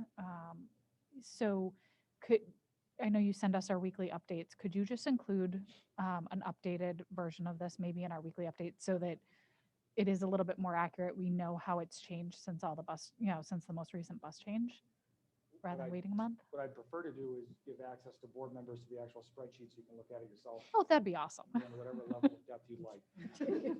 Done. Perhaps that would solve the issue. That does solve my problem.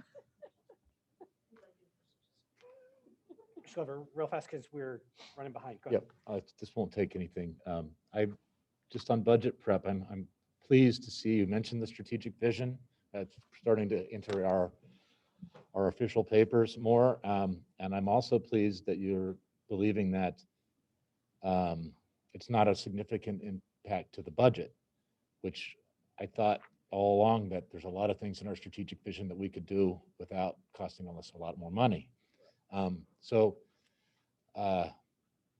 guess the question is, I don't even need an answer now, but please think about, like, if it's not going to show up in our budget documents by at large, like, where do we get the consistent update on the steps we are taking, even though they're not necessarily budgetarily impacted, to see the progress that's happening?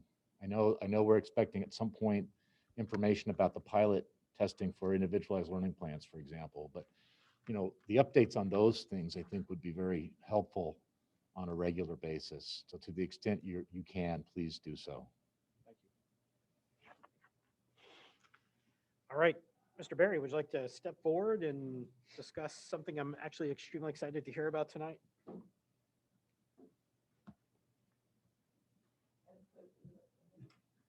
So, for members of the public, the next item on our agenda is our review in terms of revisiting and coming up with a formal proposal for our K through 12 visual and performing arts program. Mr. Barry. Everybody, appreciate the opportunity to present this on behalf of really the district leadership team, but primarily a subcommittee that kind of grew out of some thoughts and ideas that we had last fall into the spring. We spent a good bit this summer at our district-wide leadership retreat discussing where we thought the direction of the visual and performing arts program in SAU 39 should be going. And then we had a subcommittee that consisted of John Schuttender, Anna, myself, Adam, to kind of dive in a little bit more to the topic. I can tell you my personal interest at the high school is very strong. My interest is about trying to make sure that the educational experience for the students is as good as it can be. And then this is an area that I think SAU 39 can do better in. And for us, as we kind of look at it at the back end of it, you want kids to be going through the K through 12 program that are passionate and able to kind of use the school to seek out their interests in the visual and performing arts. And there's things you can do with the master scheduling and course offerings and where you put things and how you partner with people in the community to enhance that experience. And so one of the things that we were thinking about is you need someone who is knowledgeable and an expert in this area. And that's where this conversation kind of grew out of. And then it started to say, hey, how would this affect the middle school? How would this affect the elementary schools? And what can we do to vertically align the experience to make sure it's consistent and that it's producing students who are in a strong aligned program throughout SAU 39. And this is a district that, to me, coming in from where I came from and knowing New Hampshire, that I would assume would have more attention to this, but doesn't. And I think we're falling short in this area for students. And I have all sorts of examples why in my personal approach towards this. But as you notice in the memo that we crafted, and it is a visual and performing arts program, and it is a position that we're looking for is someone that would oversee that. And if you looked at the desired outcomes, at the end of the day, what we want to do is improve the quality of student experience. We want a larger population of students involved in these programs. We want to increase the options at the K through 8 level. We want the quality of instruction to be improved. We want it aligned, and we know, at least at the high school level, and this carries throughout, it's not limited to the high school, that students who are involved in this typically have stronger academic achievement and are a bit more committed to that process. For me, it gives another reason why kids want to go to school. And it is, right along the line of a certain club, of a certain athletic program, and it can be a powerful program when done well. So I'm sure you had the opportunity to read it and look it over. If you have any questions, I can speak on behalf of the subcommittee. Any other administrator can weigh in, I think, if they can answer the question a bit more articulately than me. Great, thank you. And I see two hands over here. We're going to go to Ms. Kuzma first, then Ms. Parisi. I have two questions, but Victoria might actually ask my second one. So I'm going to go for the first.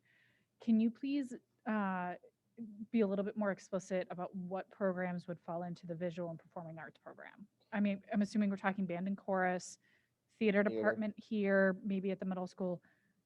Visual arts, is that like regular art classes? Art classes, and then as you get into high school, graphic design classes, AP art, pottery, those. Those are the courses that would fall into it. Awesome, thank you. Ms. Parisi. I want to commend the group for bringing this to us. I think it's something that has been discussed in our community for many, many years at different levels, really focusing on the visual arts, focusing on theater. I know with my involvement with the Amherst PTA, the play had been a 60+ year tradition. It matters here in town, and to see this being brought across the board is just a step in the right direction. I'm glad to see it. I know that there's a lot to dig into though, and I'm sure there's things to work out within this memo. So thank you. We're going to go to Mr. Gothier, who's on the phone, has a question, and we're going to go to Ms. Grund. Mr. Gothier. Yes, Mike, I have a question. I'm reading through Adam's superintendent report, and this is not to hold anybody's feet to the fire at this point, but in one of his paragraphs about the music program, it says, "I do not suspect this action will result in a net increase in our budgets." I'm curious how that cannot be possible. If we're going to hire another teacher that's going to have certainly a very robust music background, and then we're going to ensure that we have the staffing, supplies, and know-how to implement, for example, a strings program at Clark Wilkins, that seems to be significantly above the level of what we're doing there now. So I'm curious as to how this does not result in a net increase unless we're taking things away from other areas to be able to do that. So I guess that's my first concern. And then I'm looking at what our current staffing situation indicates in terms of, do we need extra people? Do we need different people? Do the people that we have on board have the skills that we envision this enhanced department will need? So that's not really a question, but more of a focal point going forward. But the budget question, I just kind of that grand overview is interesting to me. Yeah, I'm going to, Mr. Gothi, I'm going to default to Adam on that question. Sure. Yeah, Tom. So in a nutshell, we're going to look at reallocating an existing position at Sauhegan High School for this purpose. That will likely result in a change in salary for that position, but we're again hoping it's going to be neutral in terms of budgeting from cuts in other places. The strings program, we're not proposing yet. The strings program is something that would be down the road, that would be an additional position down the road, but we're not even ready to propose that yet until we have a K-12 system in place that could support a new strings program at our elementary schools. So that's so it's coming, more, and that would be a net increase, an increase to our budget. Okay, so it's more of the net increase is more of the immediate impact of developing this position and then developing the start of this program, not the actual implementation of it in the next year or so, knowing that we're going to need significant more resources because we know that this has been an under-resourced department in our schools throughout the entire district. Yes, you've got it. Okay, thank you. Thank you. We're going to go over to Ms. Grund and then over to Terry. So along the lines of what Mr. Gothier was saying, I do have questions that if we're talking about reallocating a resource at the high school, I don't know which resource that is. I know we, made some recent hires and it's to help boost our theater department, help boost choir. I'm afraid of taking away resources we want at the high school to add certain classes to make sure that we are producing the art classes that we want. I didn't realize this was also going to be art, AP art and stuff, because that is a very big breadth from music to art because of the specialties. I want to make sure that we are focusing on the things that we wanted to add to Sauhegan and not have this person suddenly traveling to all the other schools and we can't do those things at Sauhegan we wanted to do. Big concern there. Well, also, Stephanie, can I address that? I mean, the budget is a reflection of what you value. And I think the budget is put together by the administration based on lots of feedback from various stakeholders, including the board. And, I think that's why you have, principals and dean of faculty and assistant superintendents to put that so it's an accurate reflection of what is valued and what people view as as needed. Mhm. And so I would ask as principal to, for me, like let the process play out. Trust that we're going to do things that are in the best interest of as many kids as possible, so they get the experience that they deserve. And I know there's some nervousness and trepidations, and maybe wasn't how business was always done, but I'm telling you that we will manage it appropriately, and the reallocation and the budget will reflect what we value at the high school. Okay, that's my big concern. Thank you. Ms. Taylor. How many faculty members? We have 2 art teachers, a chorus teacher, a band teacher, graphic arts. Yeah, you're looking at, I'd have to add it up. I don't have that information in front of me, but it is manageable throughout the district. Well, I was just talking about the high school. Yeah. Would have, what, 8 people Yep. reporting to this person? And then Yep. I have, Not quite 8. okay. I'd have to check it out, because people teach in different departments depending on what they do. For a public high school, we've had quite a bit of success getting our students into the Berklee College of Music over the years, and some other really talented music programs as we are. I wouldn't say as a community that we don't value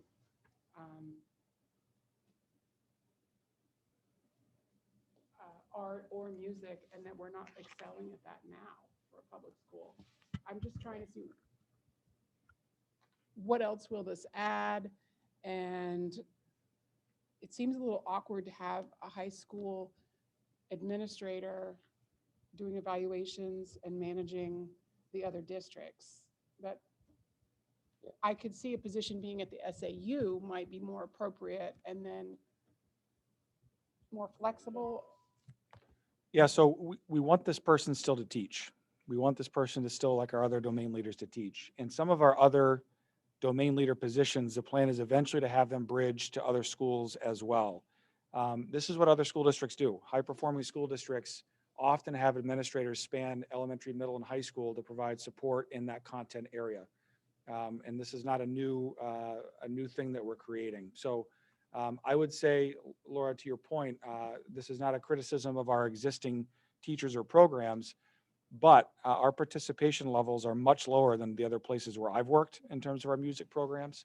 And my hope would be that we would have a great expansion of the number of students who access those programs moving forward. And I think that this is not a concern with any specific teachers. This is the lack of a coherent, systemic program, K-12, that supports greater students. So we're really stealing the playbook from some other places that have been more successful than us thus far. And I think our teachers would welcome this type of support.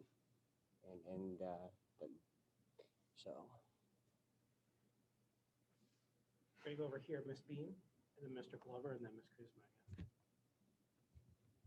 So first, I applaud this happening, because I think I agree with you, it's overdue. We have really focused on all of our core subjects, as we must, but STEAM, everyone forgets that A is arts, and that it supports all of the core subjects as well. You have better learners, they're able to process better, and I absolutely agree with you, especially as you hit teenage years. Sometimes one of the only things that they really get excited about and want to come to school for are things like visual arts and music and some of those things that really feed their soul.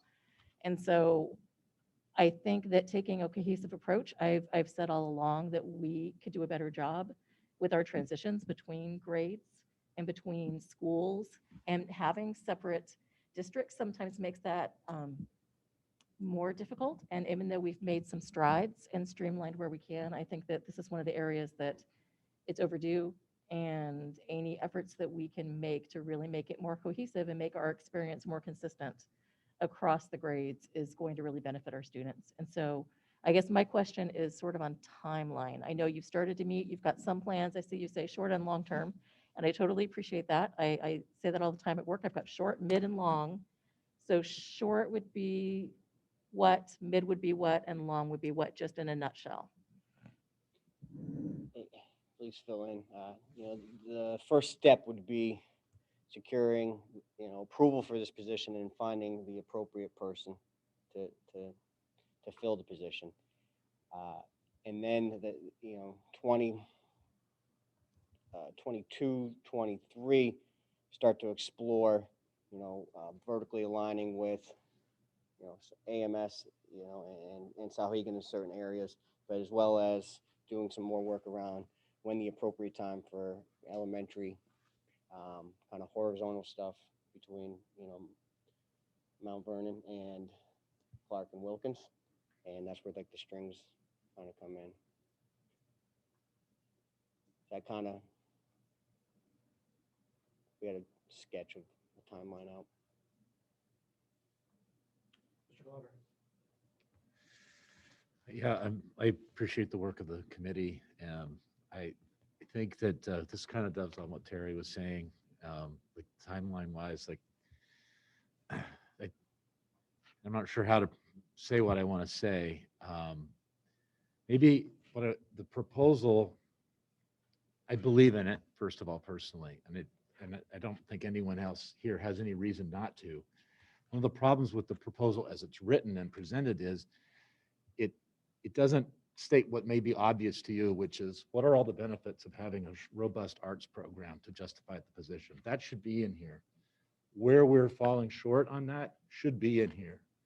What this person is going to do on the timeline, what Terry was saying, should be in here, and how this connects to our strategic vision should be in here, so that when we read through this, we're like, not only do I get it because it makes perfect sense to me as an individual, but I can also communicate this to the public at large and say, this is why this makes complete and utter sense. And I'm not, as an individual, using inconsistent language that Terry might use when she is trying to discuss this with the public at large or anybody else in the room. I think that would go a long way to making this what it seems to be a no-brainer to me on its face, but it would really make it a lot easier for me to promote outside of this table. And so I guess my critique of it is not the results, but the output of the memo, I think could be improved to help us all help you get what you're asking us to approve. So. Well, no, I appreciate that. And think about this. This is all in service of students and families. This is not what we want. We think as educational leaders, we think this would be in service of students and families. And for me, as an administrator, I can't speak to the other administrators here. It might not be presented as articulately as we might, but the need is there based on our positions and our observations and our conversations and our data. And we can put out whatever memo that the board desires because we serve at the pleasure of the school board. But I just want to know that it's real, and I know you know that.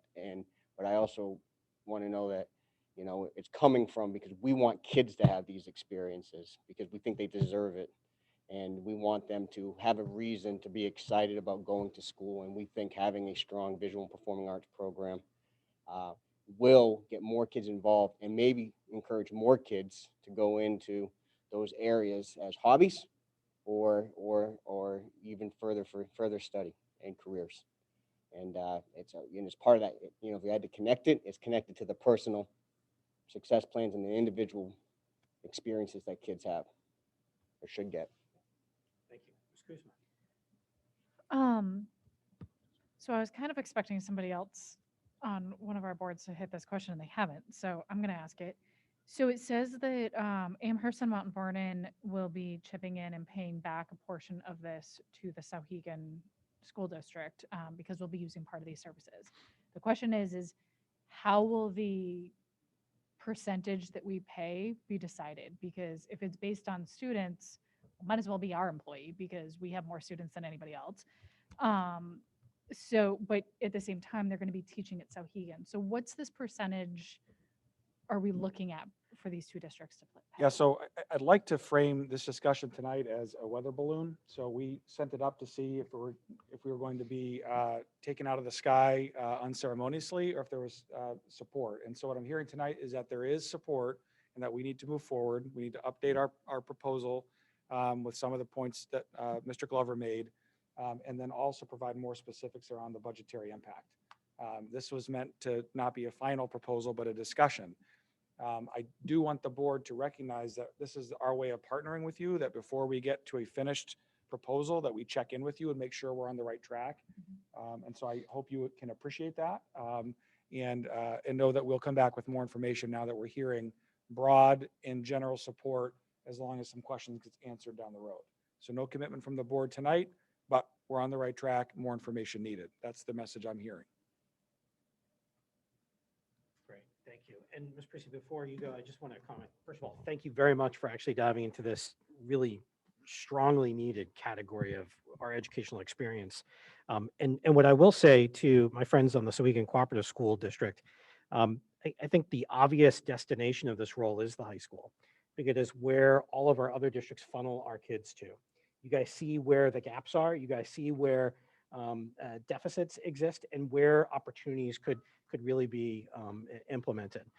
In Mount Vernon, I can share with you that this is an area, and failure is probably an incorrect word, but we fell very far short of any type of goal when it comes to our support of the arts. We have significant turnover. We found it very difficult to even hire a music teacher this year. So one person starts this year, and then boom, somebody else is coming in next year. And there's no consistency or structure to any type of curriculum. And so having this type of position is extremely important to my community, and I absolutely support this. I think this is a great way to go. And if the Sauhegan Cooperative School District has an issue with having, us contribute or help out, I'm more than willing to work with you guys to get that person to our school and have everyone charge back to us, because I think that's a great opportunity to have that type of curriculum support. And I see it as a huge win for you guys, because you have budgetary support to have an administrator running our arts program district-wide, which is a huge feather in the high school's hat. I'm sorry, Ms. Parisi, go ahead. I would just like to make mention of the idea of including clubs as a way to lessen the impact on the budget, especially in the early times as we're getting started. I know that some schools will do like a strings program before or after school that families can opt into.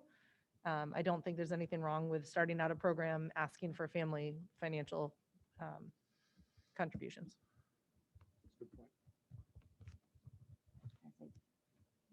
One last thing. So yeah, I absolutely hear you. My only concern I had was making sure we're not losing anything we have at the high school. Other than that, absolutely. I think this is sorely needed from beginning to end, to have a program that grows and not just is a scattergram literally all over the place. So I am happy to see that this is being looked at and growing. So yeah, thank you. Seeing no other comments, Mr. Berry, thank you very, very much for tackling this, and love the plan. I'm excited to see what's next. Thanks. You also make sure you report how much Anna has contributed in your next report to this. I just want to make sure we're keeping track.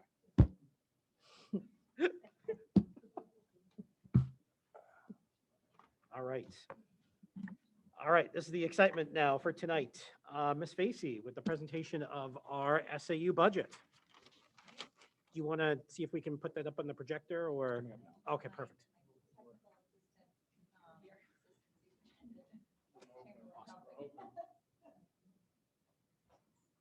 That's progress.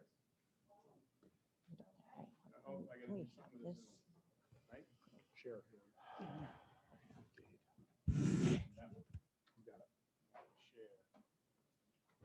And Mr. Gottlieb, could you just confirm that you can see that? I got it. Perfect, thank you. Feeling good? You guys are good. Okay. Is it on? Okay. Okay, all set? Great. All right, so good evening. Tonight I am pleased to present the FY23 SAU 39 budget.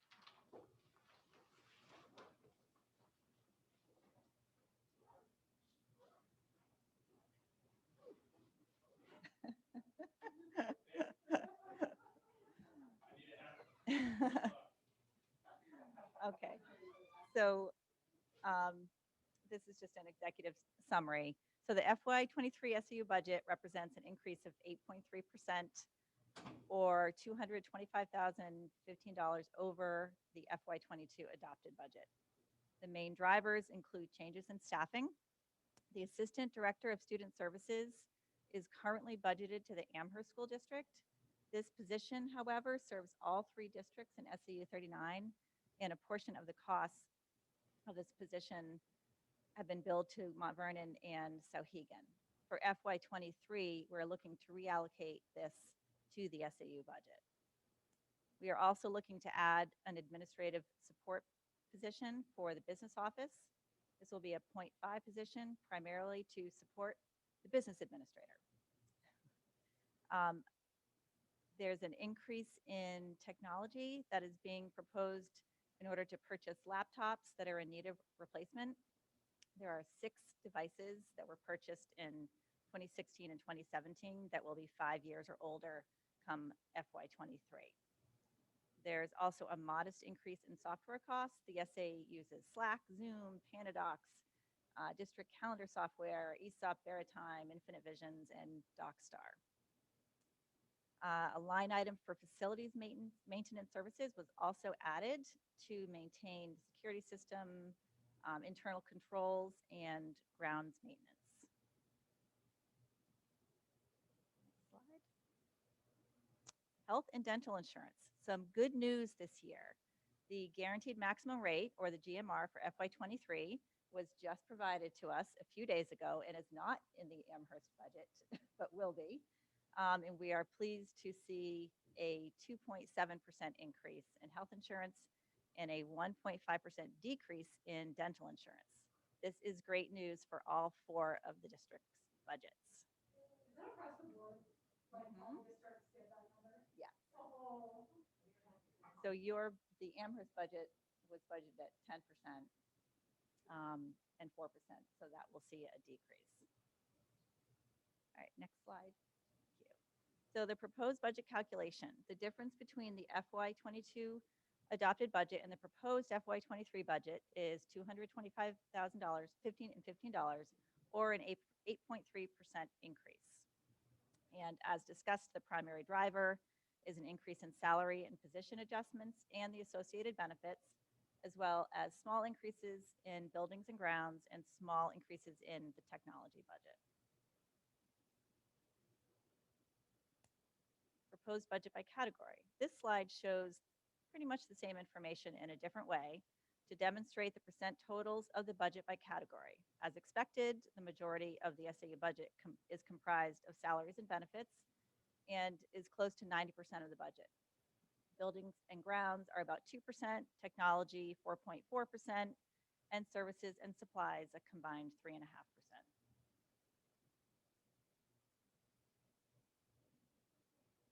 Staffing levels. This slide shows the change in staffing positions and levels from FY22 to the proposed FY23 budget. Changes include the reallocation of the Assistant Director of Student Services from the Amherst budget to the SAU, the addition of a .5 administrative assistant for the business office, and a reduction of the .2 Director of Operations. This position was budgeted for FY22 but not filled.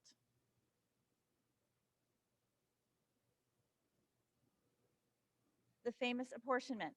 The apportionment of the SAU budget to the 3 school districts in SAU 39 is determined by applying a formula that uses the equalized valuation of school districts for local taxes and the average daily membership, or the ADM, and then backing out any unassigned fund balance to offset the apportionment and applying the annual government rebate on eligible services and technology equipment.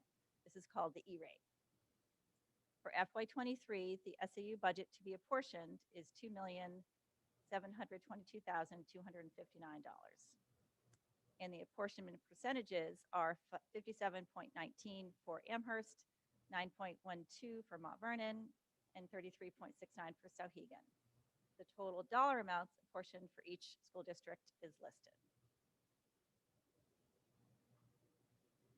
Apportionment comparison. This slide provides a comparison of the percentages and dollar amount apportionments from the FY22 adopted to the FY23 proposed budget for each of the 3 school districts. As you can see, the apportionment percentage for Amherst decreased by 0.86%, Mount Vernon increased by 0.32%, and Sauhegan increased 0.54%. The actual dollar amount changes from FY22 to FY23 based on the total apportionment amount, and the new percentages are $45,312 for Amherst, $18,986 for Mount Vernon, and $53,942 for Sauhegan, for an overall increase of $118,240. I just want to note that the average daily membership, or the ADM, for this year is provided in October, but I have not received it yet. So the end of year ADM that was provided on June 30th was used for the apportionment calculation as a placeholder. And so the calculation will need to be updated as soon as the October ADM is available. And finally, this provides a reminder of the SAU budget review process schedule. So the board is being presented tonight with a proposed budget.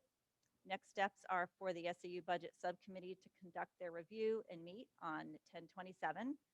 The notice of public hearing will be posted on 11/11, and the budget subcommittee should hold their final meeting by 11/12.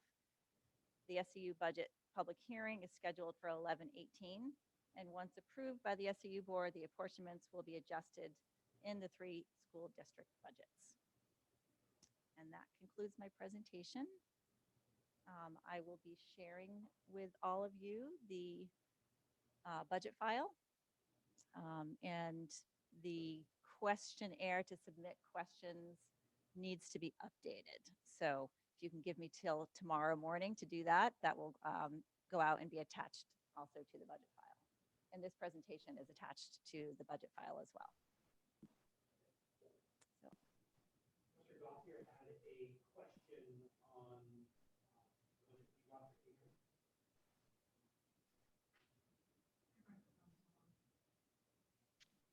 Mr. Gothier, you have a question? Go ahead. Yes, I do. And you took yourself off mute, so thank you for doing that. Amy, you partly answered the question. I just want to make sure that I understand it. The ADM is figured on October 1st, and that is the one number that's used throughout the year. There are not multiple calculations based on a fluctuating ADM throughout the course of the year. It's a one-time number, and that's the number that we use for the whole year. Is that correct? I believe it's updated.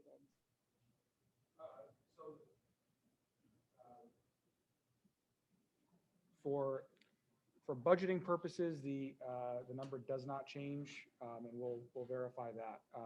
But the amount of money we receive for grants from the state does vary based on our actual ADMs during the year. So it used to be that we would get, this is how much revenue you're going to get from the state grant and by SWEPT, statewide educational property tax, and we could count on it for that year. No longer. Now it gets updated during the course of the year, so it's possible that we'll get less money than we anticipated from the state if our enrollment drops during the year. But for budgeting purposes, the SAU budget apportionment, once the board votes on it next month at your public hearing, that's it. Okay, that was my question, because I know when we had our conversations with the Mount Vernon School Board, speaking for the Amherst School Board, we simplified our process for determining tuition for them by going off of the October 1st enrollment numbers instead of having a quarterly update.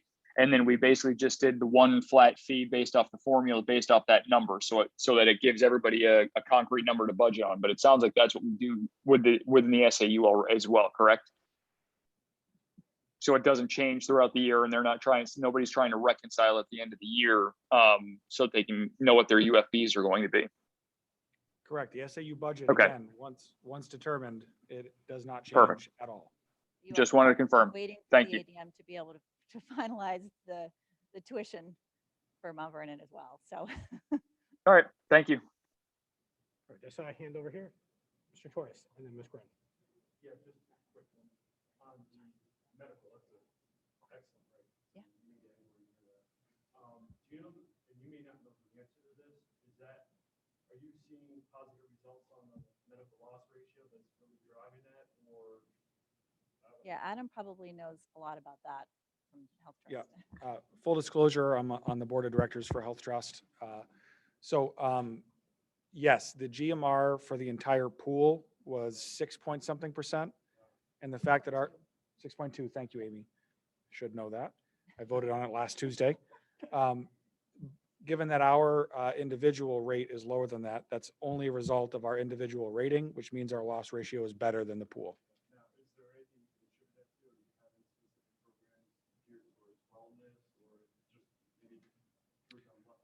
So we do have wellness programs. I would say without analyzing the data, and it's very difficult. We don't do that very often because it's hard to get data that's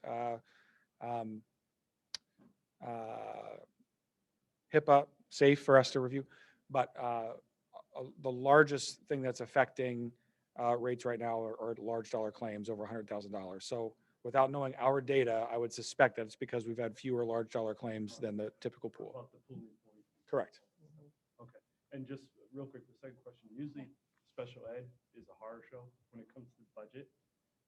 Any feedback on that right now for this year, or? For which budget? The special education, usually the salaries, and I know the last couple of years that's been a big driver for some of these increases on the budget. So this is the SAU budget. The only thing we have is. Oh, I'm sorry. That's But okay. yes, for the other 3 budgets, but. No worries. It's been a long day. Sorry. So I just have 2 questions. One of them is about the Assistant Director of Special Services that's being added back in. It feels like we flip-flop this one back and forth all the time. What's going on? Yep. Yeah. Go ahead. You want me to? Either way. Okay. So this is really a result of our programs changing and shifting in our districts based on student enrollment. So when we shifted it to the Amherst School District is because they are the only ones that had special programs.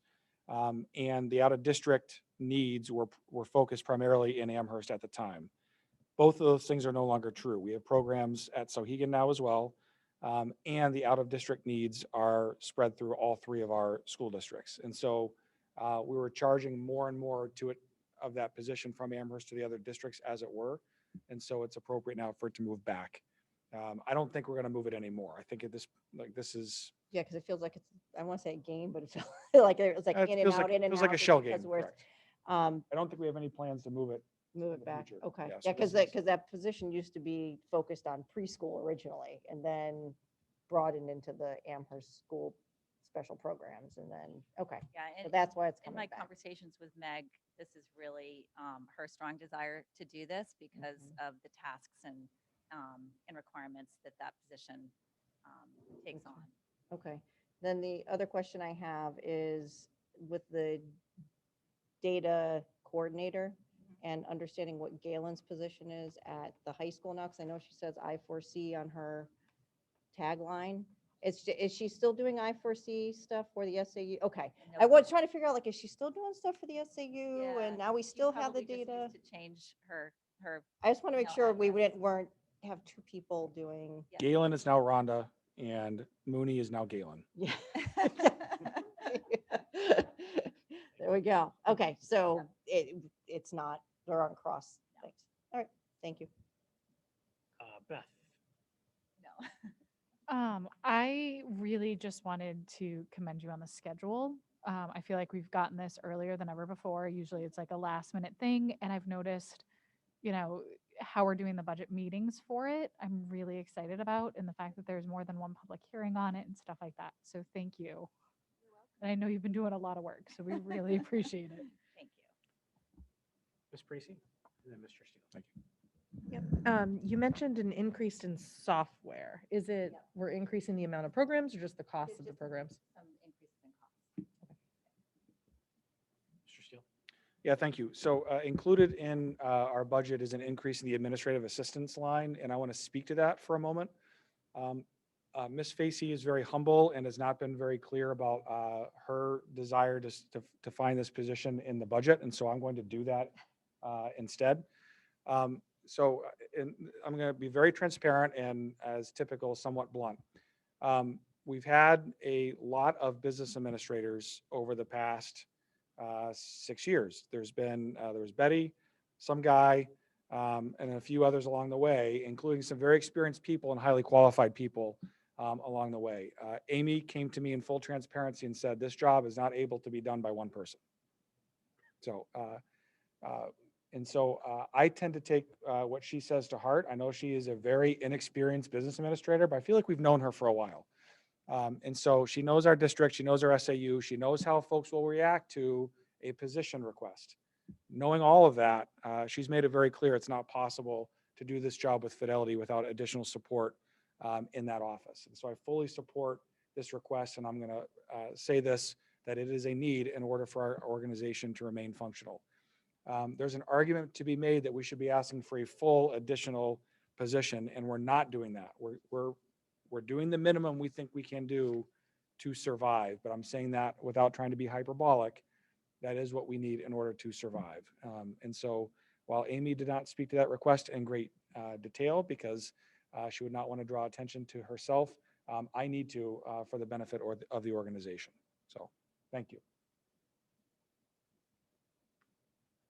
Terry, did you have your hand raised?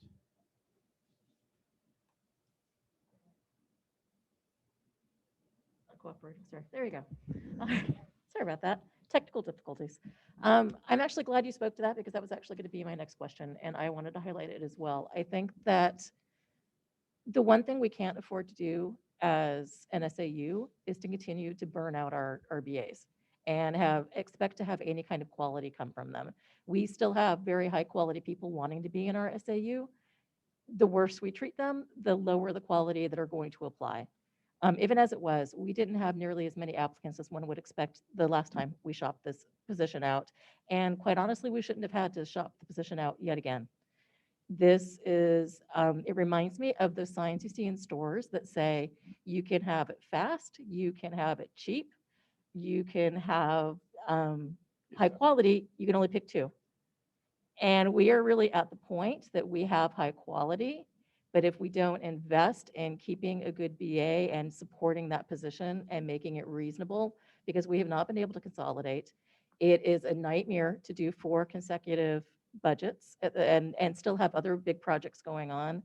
If we don't support this position, I think that we will burn out yet another wonderful BA, and we will be the poorer for it. And so I think that it's at this point a need, not a want. Thank you, Terry. Mr. Glover.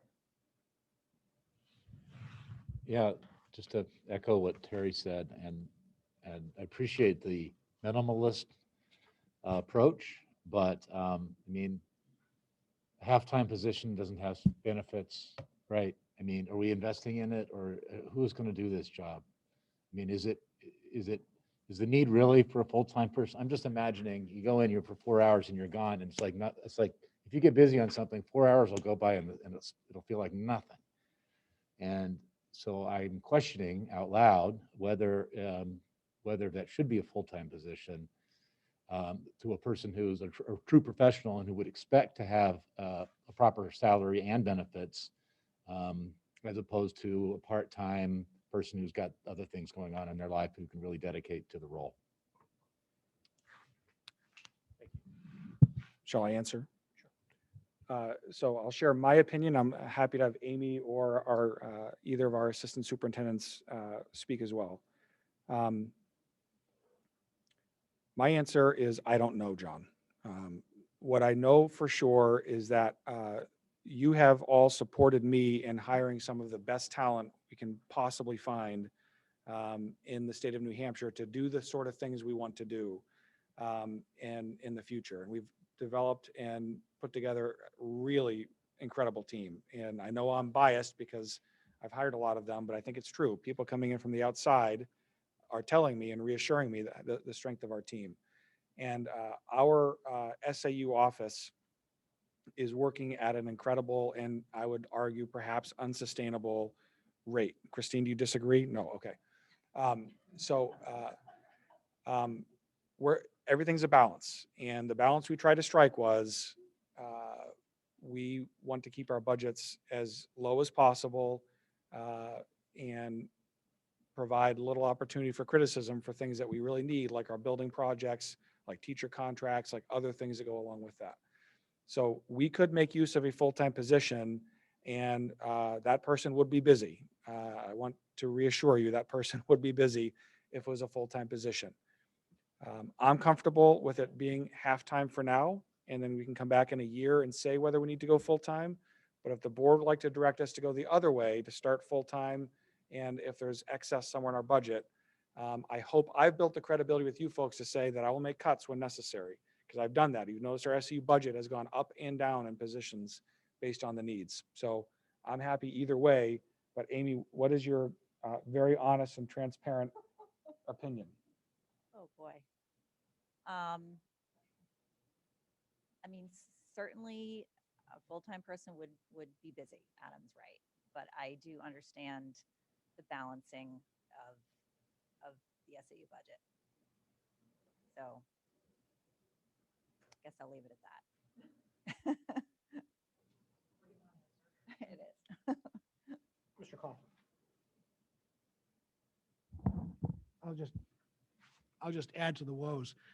There's another deficiency in the SAU that I'd like to talk about, which is a mighty fortress is our SAU building. The doors are locked and there's no one to open them. And every time the doorbell rings, be it a member of public, a member of the staff who is required to enter the building for some reason, or a board member coming for a meeting, some highly paid professional has to drag themselves from a very back room in the job they're doing to open the door. It'd be nice to have a receptionist back, as we had for these many years. The addition of this halftime position will enable us to assign someone those duties again. Right now, we just can't do it. We just cannot do it right now. Not that person, but Not that but person. someone. But yes. I speak. We agree. On the record. Special process to add headcount, though. Only for administrative.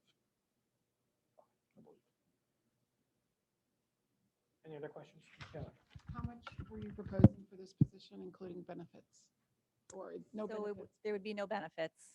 I based it off of, right. It's loosely based off of what the data coordinator position is, and just prorated to a 0.5. So I think it was like 38.5 for salary. Any other questions? Mr. Eckhoff. The percentage increase is 8.3. If you back out that reassignment of that person, Yeah. what's that? It may have been on the slide. I forgot. What's that number drop to? Because It's a great question. that's really the number, because we're kind of shuffling things a little bit. Yep. It's a fair point. 8.3 is people are going to be like Yeah. shell shocked at 8.3.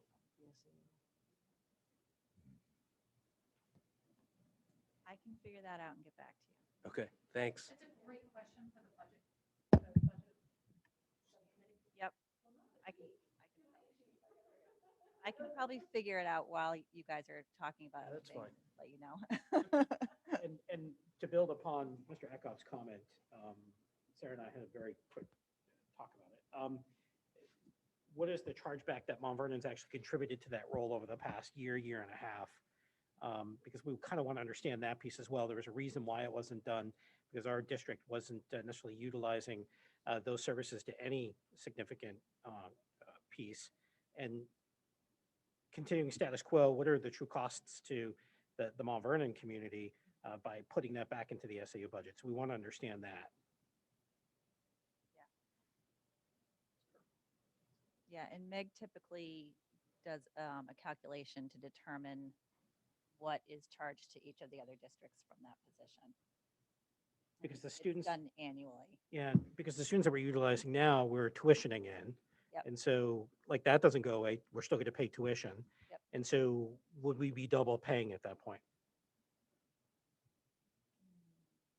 Meaning now the services are covered through our tuition payment by sending those students that need those services into the Amherst School District, and we're still paying for that role as a result of our SAU sort of contribution. So we just want to understand that. Right, yeah. There potentially could be other out-of-district students Yep. that are not within that. Yeah, it's complicated. Not something you're going to be able to answer tonight, but like that's a concern. And Yep. I'll delegate that to the SAU board representative, Ms. Parisi, to bring up at our budget committee. Any other questions? Thank you all. Awesome. Thank you, Ms. Facey. Awesome job on your first official budget presentation, and thank you for your efforts over the last week. I'll give you a big round of applause. Right. Makes you excited you left the private sector. All right. So the next item that we've got is the appointment to our budget committee, and I only received one interested party that submitted her request. Were we aware of any other, Ms. Facey? I'm sorry. Ms. Gibson submitted her request to join the SAU Budget Committee as the member of the public. That is the only request. The only, okay, In Mount Vernon, actually, I don't have any budget subcommittee members yet. yes, So that's it. we're aware. Unfortunately, that's happened a couple times in the past. Okay. And hopefully that's not going to happen this year, but And we're getting close.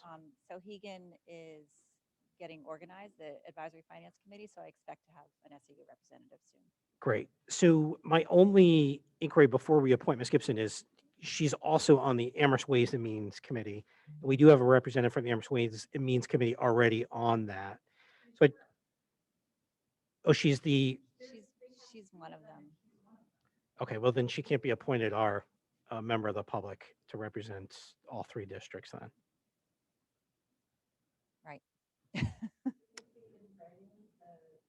Yeah, so we put in a request at our last meeting to let us know prior to tonight so we can appoint somebody. So there's unfortunately nobody to appoint as a member of the public. Ms. Parisi. Before we make a determination on it, I think we should just double check who served last year and if that person served on the Ways and Means, the Amherst Ways and Means Committee. I'm not sure where people fell, but I do know that an Amherst Ways and Means member did serve in some capacity on the SAU Budget Committee. Jeff was a part of the Ways and Means last year as well. They're both on it. They're both assigned to the SAU Ways and Means Committee this year. Okay. So with some history on the Amherst Ways and Means, sometimes we've only sent one person from the Amherst Ways and Means to the SAU. So if you wanted to ask for one person from that group and Mrs. Gibson from the community, that would be another way to have both people involved. Yeah, so the intent of the request is actually to get somebody who's not attached to any one of our three districts, just a general person of the community to participate in the feedback session. Correct. Last year, we were told that we could only send one person, and when we had more than one person interested, that's how we sent the second person. Okay. So I guess I'm looking for guidance in terms of what everyone thinks. I've got my reservations, but I'll let everyone sort of share in terms of an appointment of two individuals from the Amherst Ways and Means Committee to the SAU Board Budget Committee review.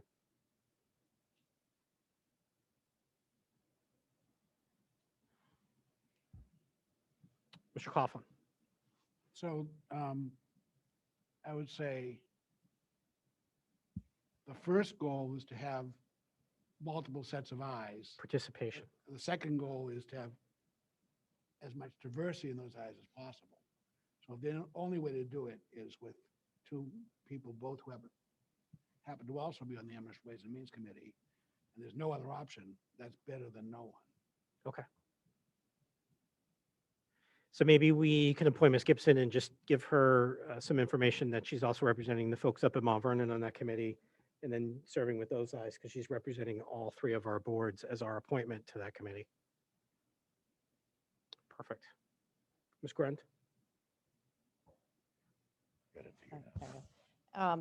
So because I work with the Sohegan Finance Committee, they've set up their meeting for September 18th to organize next week. So we should have October 18th? October. Again, what time is it? October 18th. So they should have a member assigned to the SAU, but they don't have right now. Am I right, Dan? Okay. Ms. Kuzma. So this kind of all loops together, but it's sort of two thoughts. serving on Sohegan Advisory Finance in the past, I know that they have Mount Vernon representatives on there. Would it be helpful instead to allow 2 members from each of the Ways and Means committees to attend the SAU meeting so that one of them would be a Mount Vernon resident at Sohegan and the other one would be an Amherst resident? So Sohegan sends 2 of their advisory finance people. Amherst Ways and Means would send Jeff and Marilyn because they're both signed up, and Mount Vernon can send theirs when and if Yeah. they can pull together. So I don't want to overly complicate it. I think that gets really in the weeds and trying to get somebody to volunteer. So he can to now send 2 people. Like, let's just keep it simple. And I agree with Mr. Coughlin that, participation is really what we're trying to encourage here. And so I'm very comfortable appointing Ms. Gibson as being the representative of this board. Just we need to make sure that she's aware that she's representing all 3 of our districts as a member of the public on this committee, not necessarily specifically the Amherst Ways and Means Committee, because they already have a representative.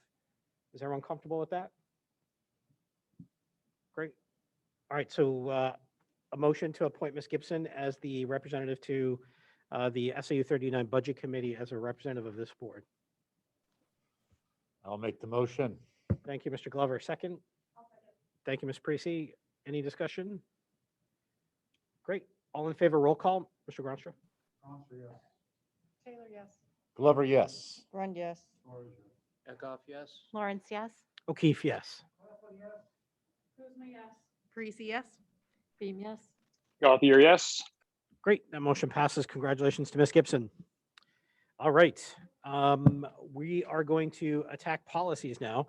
And this is probably going to be the largest or the longest part of our session tonight for members of the public in attendance. If it's okay with the board, I'm just going to allow public comment number 2 to come in here real fast in case somebody wants to leave. Looking just at one person. Okay. Intently. Great. Awesome. Encourage you to stay. We'll still have another public comment in case you wanted to comment on the policies. All right. So let's start off actually with the policies that we identified at the end of our last meeting that were continued to tonight that had discussion restricted to items mentioned in writing. I wrote them up on the board. The items on the left are those motions. The items on the right are the motions that were not included in that request, but were provided to everyone in the email that I sent out a couple of weeks ago. So the items on the left, discussion will be restricted to the items submitted in the writing, Except for GBEA. right, which was in the wrong column. That's right. And then everything over on the right-hand side will engage like we did last time in conversation and dialogue about those policies. And so there's nobody that's confused. We're going to go just like we did last time in the order in which it's listed on the agenda. All right. Right here in this item. And then we're going to do it exactly the same. Ms. Lawrence will read the title of the policy. We'll get a second in the affirmative to pass. I will then ask Ms. Kuzma if we received any comments in writing. We'll read those comments and the responses, and then we'll restrict discussion to those questions that were submitted in writing. And then we will call the vote to vote the policy to adopt or not. Any questions? All right, let's get started. Beginning off with policy BBAB-BDB.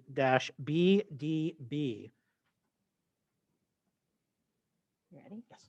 I'd like to make a motion to accept policy BBAB/BDB, roles and duties of the board chairperson and board officers, to move it to the individual boards and consider this the first reading. Thank you, Ms. I would like to second.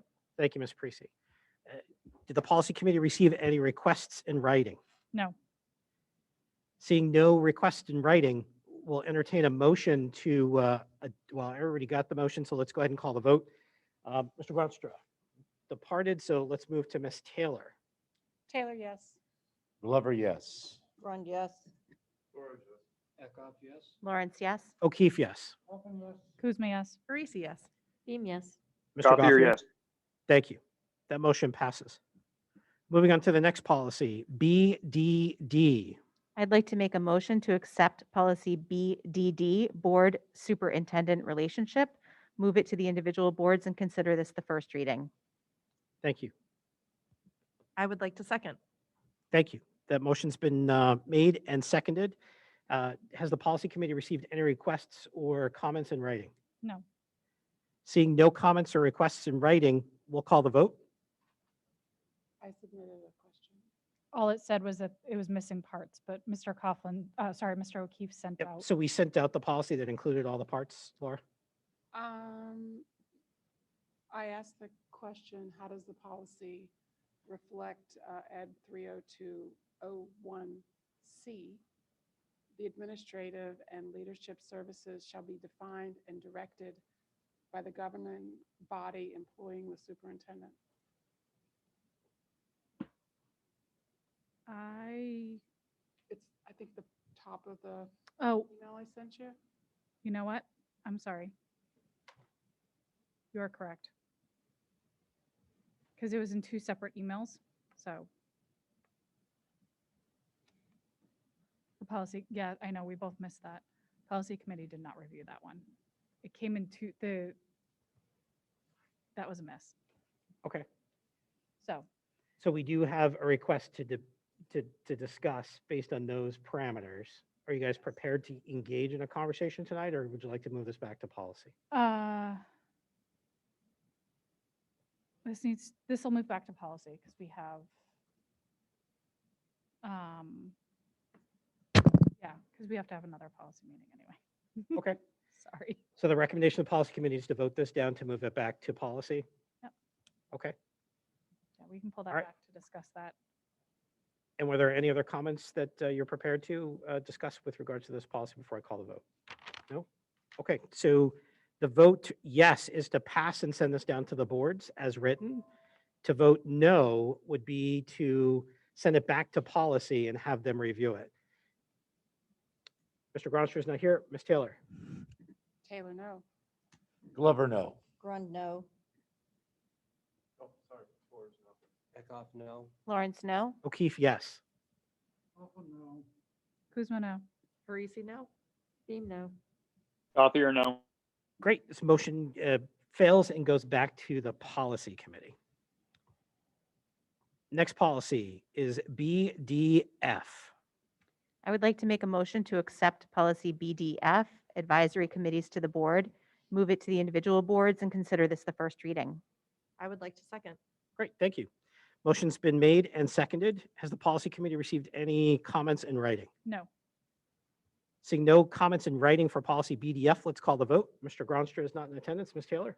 Taylor, yes. Glover, yes. Grund, yes. Eckhoff, yes. Lawrence, yes. O'Keefe, yes. O'Coughlin, yes. Kuzma, yes. Parisi, yes. Beam, yes. Gothier, yes. Thank you. That motion passes. The next policy is going to be policy BGD as in David. I'd like to make a motion to accept policy BGD, board review of administrative regulations, move it to the individual boards, and consider this the first reading. I would like to second. Great, motion's been made and seconded. Has the policy committee received any comments in writing? Yes. Great, policy committee, go ahead. What is the difference between administrative regulations, which is used in BGD, and administrative procedures, such as used in BAAA and other related other policies that refer to procedures? The answer to that was there is really no difference. The attorneys at the NHSBA have chosen two different ways of saying the same thing at two different times. Great, thank you. Any other discussion with regards to the comments in writing? Seeing none, let's call the vote. Mr. Gronster is not in attendance. Ms. Taylor? Taylor, yes. Glover, yes. Grund, yes. Eckhoff, yes. Lawrence, yes. O'Keefe, yes. Kuzma, yes. Parisi, yes. Beam, yes. Gothier, yes. Thank you. That motion passes. Next policy is going to be policy BGF as in Frank. I would like to make a motion to accept policy BGF, suspension of policies, to move it to the individual boards and consider this the first reading. I would like to second. Great, that motion's been made and seconded. Has the policy committee received any issues in writing? Yes, we received two. It kind of involves a little bit, but so the first one was, please describe what legal backing supports the difference in this in policy suspension voting requirements, such as Please describe what legal backing supports the difference in policy suspension voting requirements for, which is majority versus the 2/3 vote needed. There is no legal backing. So our response is there is no legal backing. It is a procedural recommendation based on Robert's Rules of Order. The other one is asking us to clarify entire board membership at a meeting. And if it means the people actually present or entire board membership, this is specifically referring to the second section. Our response is it actually referred to everybody. However, upon further review at the policy committee, we realized through deep discussion, and a lot of it, that this policy actually has significant loopholes in it that can very easily be manipulated. Because if you can't get support, 2/3 support to suspend it, you just need a majority to rescind a policy and then majority vote to vote it back in later. So the policy committee is now recommending that we rescind this policy. Rescind the policy or amend the policy to now show a Rescind the majority vote. Sorry, rescind the current policy. Yeah, the current policy is a shorter, is essentially the first paragraph of this exists in Amherst and Mount Vernon, but not Sauhegan. So our recommendation would be rescinded in Amherst and Mount Vernon. Thank you. And then the normal Robert's rules would apply if a board chose to discuss suspension. Great. Which would fit like tonight. Yes. And so your policy committee recommendation is to vote this down and then entertain a motion to rescind. Is that correct? Great. Correct. Awesome. Sure. Any discussion with regards to the comments placed in writing? Seeing none. So again, in Sorry. favor of this motion would be to adopt. No, Vote- sorry, we were discussing how it needs to happen. So what would happen is we would vote against this policy That's tonight. correct. Yep. And then we would need a second Motion. To motion, rescind. but it would only go down to Amherst and Mount Vernon. Perfect. So Yep. just So so when we do everybody- the second motion, we'll have you So, cover that. yes, I would like to make a motion to vote this down. So great. Vote no. The motion's already been made. We're going to vote no on this if we want to Got it. Thank not do something with it. And then from Thanks, there, Christine. well, don't worry, I got it. Miss Grund. So the question I have then is, so if we rescind this policy, if we, okay, if we end up, saying no to this, rescind the whole thing, Robert's rules falls in, is that really what we want?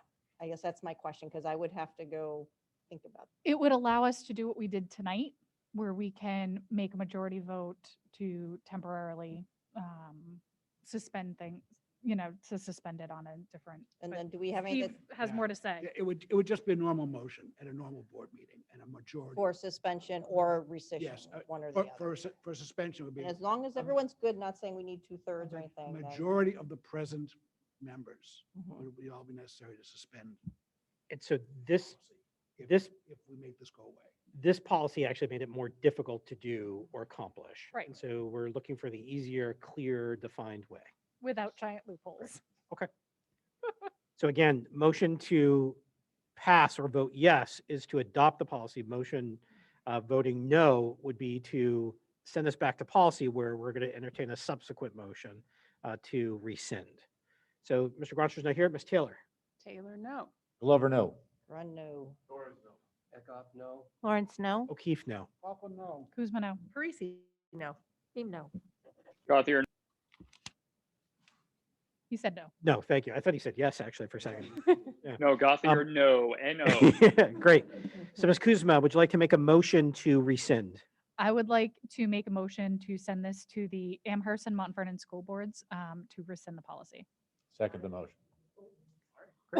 Hey, you get the second, Sarah's. John gets to apparently second. Motion's been made and seconded. Any discussion? Seeing no discussion, Ms. Taylor. Taylor, yes?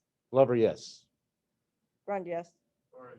Eckhoff, yes. Lawrence, yes. O'Keefe, yes. Coughlin, yes. Kuzma, yes. Parisi, yes. Beam, yes. Gothier, yes. Thank you. That motion to send down to the two districts to rescind passes. Next policy is going to be EHAC. I would like to make a motion to accept policy EHAC, electronic/digital records and signatures, move it to the individual boards, and consider this the first reading. I would like to second. Great. We have a motion that's been made and seconded properly. Has the policy committee received any comments in writing? Yes. Great. Go ahead. Electronic, so it is a direct, all right. Electronic signatures technology shall comply with the district's data governance and security plan, is a direct quote from the policy. The question is, why is PandaDocs in use while not listed as approved by the, on the SAU 39 plan? The data governance plan is for software, et cetera, that is used by students. Students don't use PandaDocs, which is why it's not included. However, it can be added and will be added under the staff uses it column. Great. Thank you. Were there any other comments? Nope. Nope. That was it. Any discussion with regards to the issue presented in writing? Seeing none, let's call the vote. Mr. Groncher is not here. Ms. Taylor? Taylor, yes. Glover, yes. Grund, yes. Lawrence, yes. O'Keefe, yes. Kuzma, yes. Parisi, yes. Beam, yes. Gothier, yes. Great, that motion passes. Next policy is going to be GBCD. I would like to make a motion to accept policy GBCD, background investigation and criminal history records check, to move it to the individual boards and consider this the first reading. I would like to second. Great, motion's been made, properly seconded. Has the policy committee received any comments in writing? Yes. Great, go ahead. Sorry. Is the district paying for the background checks for substitutes? If we want more substitutes and bus drivers, we could try paying them more. The response is in almost all districts, if not all districts in New Hampshire, background checks are paid for by the individual. Having the district pay for the background check could be helpful, but it is not part of this policy and should be discussed as part of the budget cycle for any particular board that may be interested in doing this. Great, were there any other comments in writing? No. Any discussion with regards to the comments submitted? Yep, Ms. Taylor? Why couldn't that be added? What inhibits you or prevents you from adding it at this time to this policy? Nothing really does prevents us from adding it. However, it does have budget implications that would take effect immediately that aren't accurately budgeted for as part of the, as any of our budgets. So what should really be taken into consideration as part of our budget cycle, since we are in budget season right now, is each board can have a discussion of if this is something that we want to do. And then we can if that's the case and the majority want to do it, we can adjust the policy down the line to deal with that. But also it might be something to consider that we have an individual file within the SAU, and they're an SAU sub, and they can be used anywhere. They don't have to do individual districts. They pay once and can be used by all of us. But it would be very interesting budgeting and difficult. And I'm not sure if it's something that should be, and honestly, I don't know if this is something that should be added to the SAU budget for us to pay for sub backgrounds.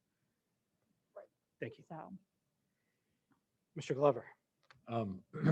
There is item 8I, does talk about fees paid for by the individual for the criminal history records check. Yes. I guess as distinguished from the background check. So it's like, it's hard to say that the issue of fees and budgeting is not left silent in the policy, because it isn't, not 100%. So what distinguishes the fees for that piece of it from the fees for many other parts of it? And why would the policy not address every item that has fees and make a default determination? And as this one says, the person will pay for it, and then the last line is unless otherwise determined by the board.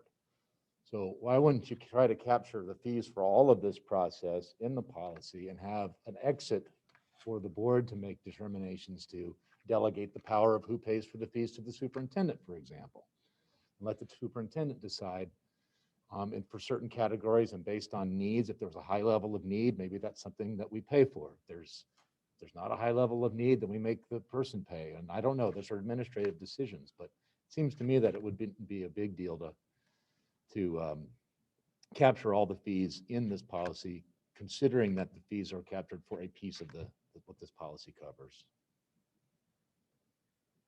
Thank you. Any other comments with regards to the discussion submitted in writing? Mr. Torres? Is that pretty commonplace within school districts where the applicant pays for their own back credit? Yep.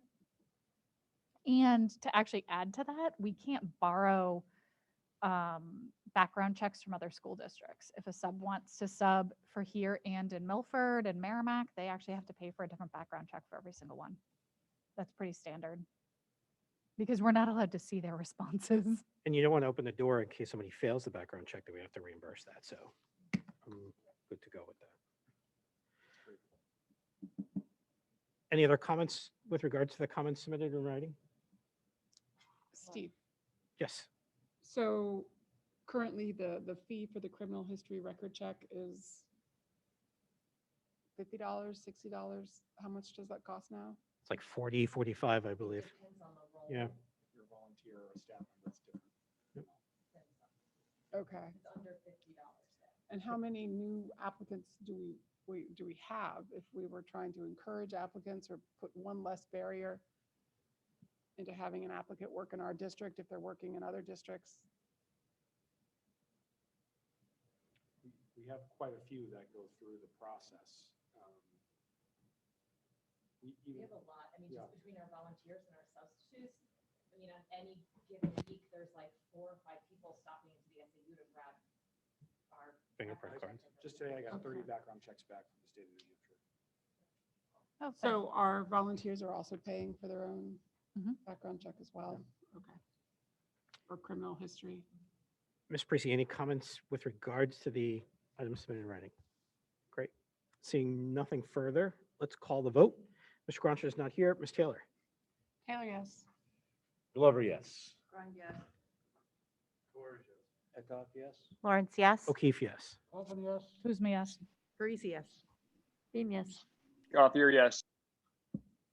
Thank you. That motion passes. We're going to move to our first policy that was not in the restricted column. That's going to be policy GBEA. It is in the restricted column. Thank you. We moved that over. My apologies. I did not update my highlighter. Thank you very much. Not a problem.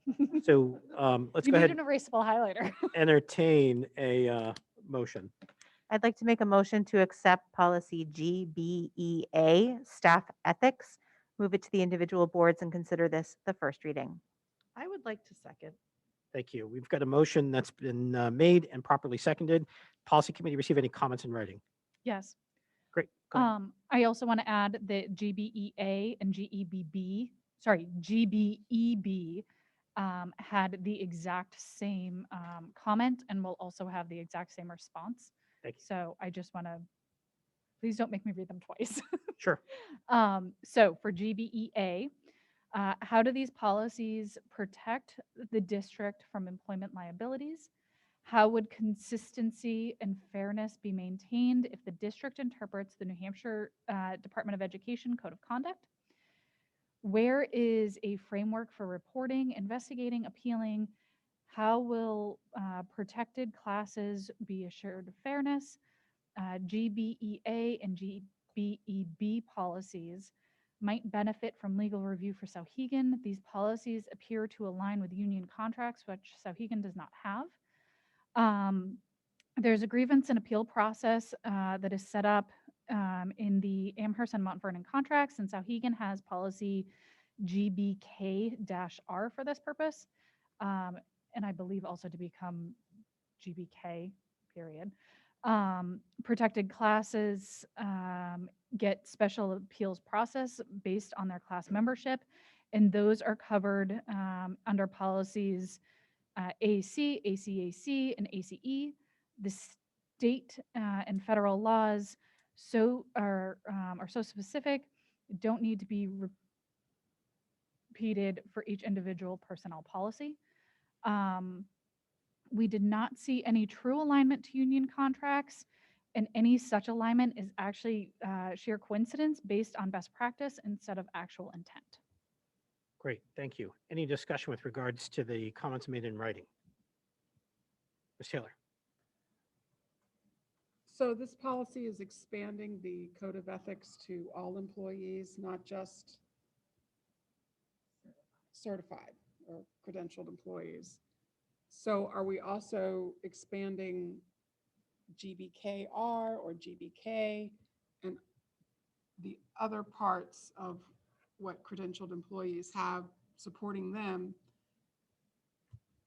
to the expanded interpretation of the code of ethics? So GBK or GBKR, they are both they're both set up to cover any non-union employees, such as at Sohegan or at the SAU building. So those would be covered under that, yes.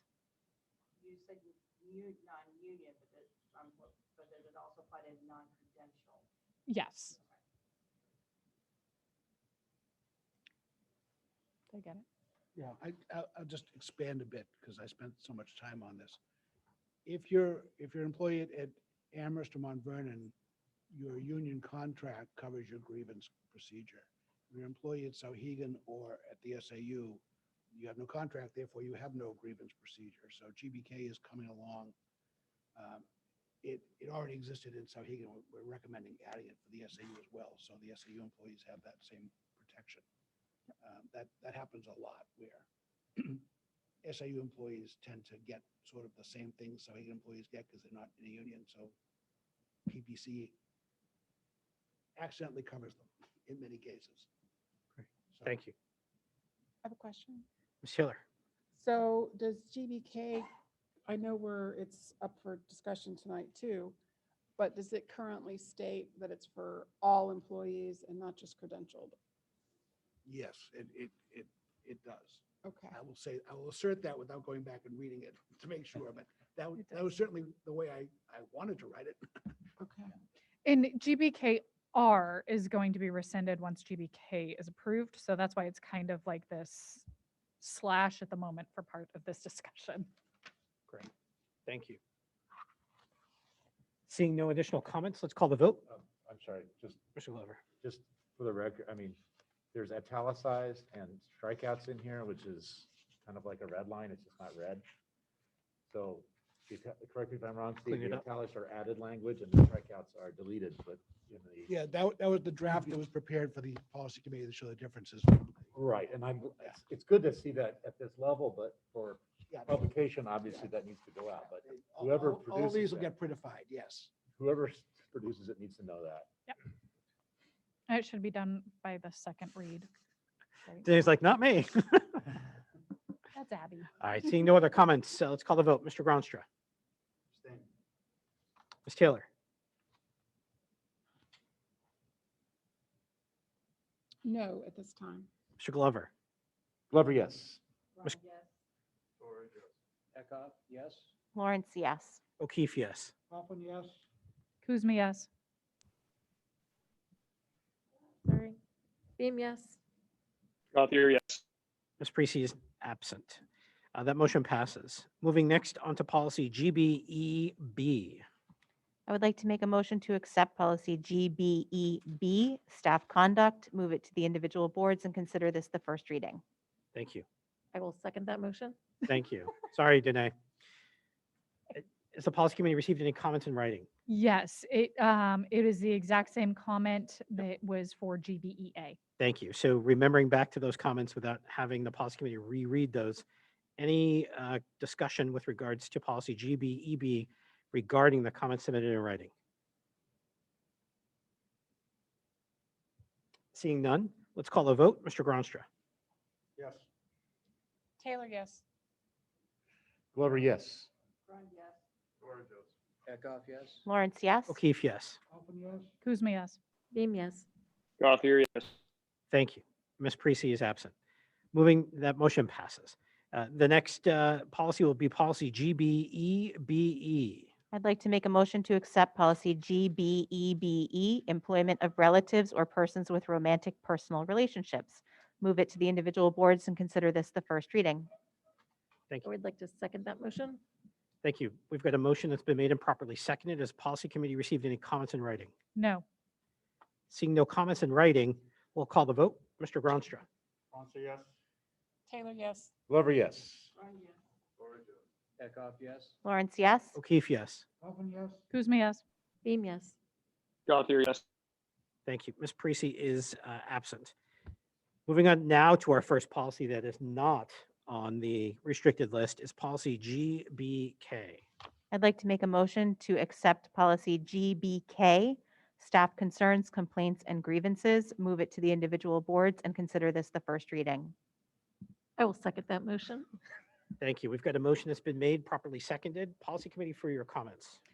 So as we just discussed a lot, policy GBK provides non-union or non-credentialed employees in Sauhegan and the SAU with equivalent processes to those available in the Amherst School District and in Mount Vernon through their CBAs. Thank you. Any comments? Ms. Taylor? Steve and I have had this discussion before. How does this satisfy all the different, the bullying, the sexual harassment, the GBK as you've drafted it? Sexual harassment is going to be covered under one of the A policies. I forget which I one. think it's AC. ACA, yes, ACAC, the also known as the giant Title IX. Yeah, so that controls here because that's essentially federal law. Right, but Oh, go ahead. are we instructing staff? You don't even reference those other policies.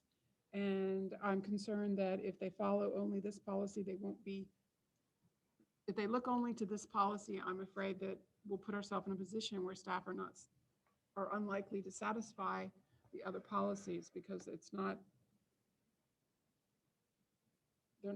nowhere in this policy does it say, go look at sexual harassment or go look at bullying or hazing. Thank you. I don't really see that as a question. I see it as more of a comment. Was there a question in there for a policy or? Well, it's a discussion about the policy doesn't include that. And I feel like You'd like to see it added? I'm not an attorney and I'm just a little concerned about when I read it that way. And I'm wondering if it would be confusing to staff or lead them to miss. There was like only 2 people last year lost their credentials and one of them was on a notification issue. Yeah. And the student wasn't even harmed. Okay. Mr. Glover? I support what Laura's saying. I mean, this won't be any surprise to the policy committee. I mean, to the extent that we can harmonize our policies that are similar in nature. I mean, C also is a common thing. I mean, it would be a small task to just say C and then list all the other grievance policies. Maybe it's just the A policy, hopefully. We don't have multiple grievance policies scattered all about the portfolio, but that makes a lot of sense to me. Okay, so I would like to make a motion to amend this policy to include a footnote referring to the other policies that Ms. Taylor had mentioned. Our sexual harassment policy, our bullying policy. What was the other? I don't have them. I don't know them off the top of my head. I'm sorry. Okay. Mr. O'Keefe? Yes. I'd suggest that we send it back to make sure we do a thorough job rather than try and do an ad hoc edit here and miss something. Okay. All right, I rescind. Any other comments or discussion? Seeing none, let's call the vote. Mr. Gronstra. Are we voting on? So voting yes means to pass the policy as written. Voting no means send it back to policy. Taylor, no. Glover, no. Eckhoff, no. Lawrence, no. O'Keefe, yes. Hoffman, no. Kuzma, no. Parisi, no. Beam, no. Gothier, yes. Great, that motion fails. It goes back to policy. Next policy is going to be policy KICL. I would like to make a motion to accept policy KICL, public access to SAU 39 networks, move it to the individual boards, and consider this the first reading. I would like to second. Great. We've got a motion that's been made, properly seconded. Has the policy committee received any comments in writing? Yes. Great. Go ahead. Where is a copy of the acceptable use policy? Our response is, upon a quick search, I found it on the SAU website under technology. Great. Any other comments? Nope. Any discussion with regards to the comment? Seeing no discussion, let's call the vote. Mr. Gronstra? Counselor, yes. Taylor, yes. Glover, yes. Eckhoff, yes. Lawrence, yes. O'Keefe, yes. Open, yes. Kuzma, yes. Parisi, yes. Beam, yes. Gothier, yes.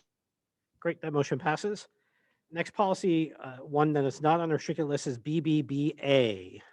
I'd like to make a motion to accept policy BBBA, board member qualifications, move it to the individual boards, and consider this the first reading. I would like to second. Thank you. We've got a motion that's been made, properly seconded. Policy. So this was the policy that we discussed that would allow or not allow board members to sub in the district. So we made those edits and this is the result. Great. Any discussion? Mr. Glover? I have one. We talked about it at policy. I think the whole board has the benefit of this consideration. So there's a lot of positions listed on the included but not limited to teacher, custodian, administrator, secretary, school bus driver, if paid by the district, school lunch worker, teacher's aide, and now, as we've added, substitute teacher. But it's not all the positions that we have. So the discussion point that we had was we added substitute teacher. There are other positions that could be added, like coaches, for example, that are not in here. So the decision point was, well, do you rely on the included but not limited to the included but not limited to language, or do you expand the list to cover more broader areas of the staffing that we actually do have? And so we added one, but there are others that we could add. The reason why I think the policy committee did not add additional positions is because that's not what the board identified at the time. The substitute teacher was what we had discussed at our previous meeting, and somebody threw out coaches during our policy committee meeting. It's like, oh yeah, well that's an interesting topic. So we decided to limit our editing to what this SAU board had instructed us to do. But it was a worthy discussion and worthy of further consideration by this body to see if this list should be further expanded or left as is. Thank you. Any other comments, Ms. Taylor? So what positions remain, and will the board be notified if people are being hired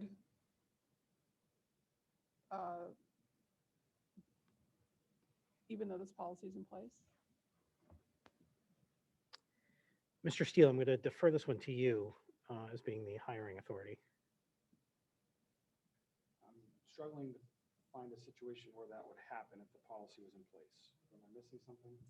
So the question is whether you would consider coaches to be included in this, even though it's not included in the exhaustive list.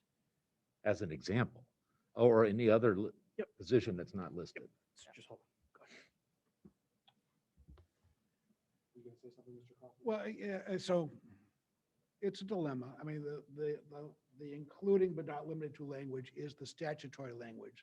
The legislature has saddled us with this form. You know, you can certainly imagine that in sometime in the future, we might hire a hourly position entitled left-handed screwdriver holder. And it wouldn't be on the list and we wouldn't know whether it was covered or not. It's a problem.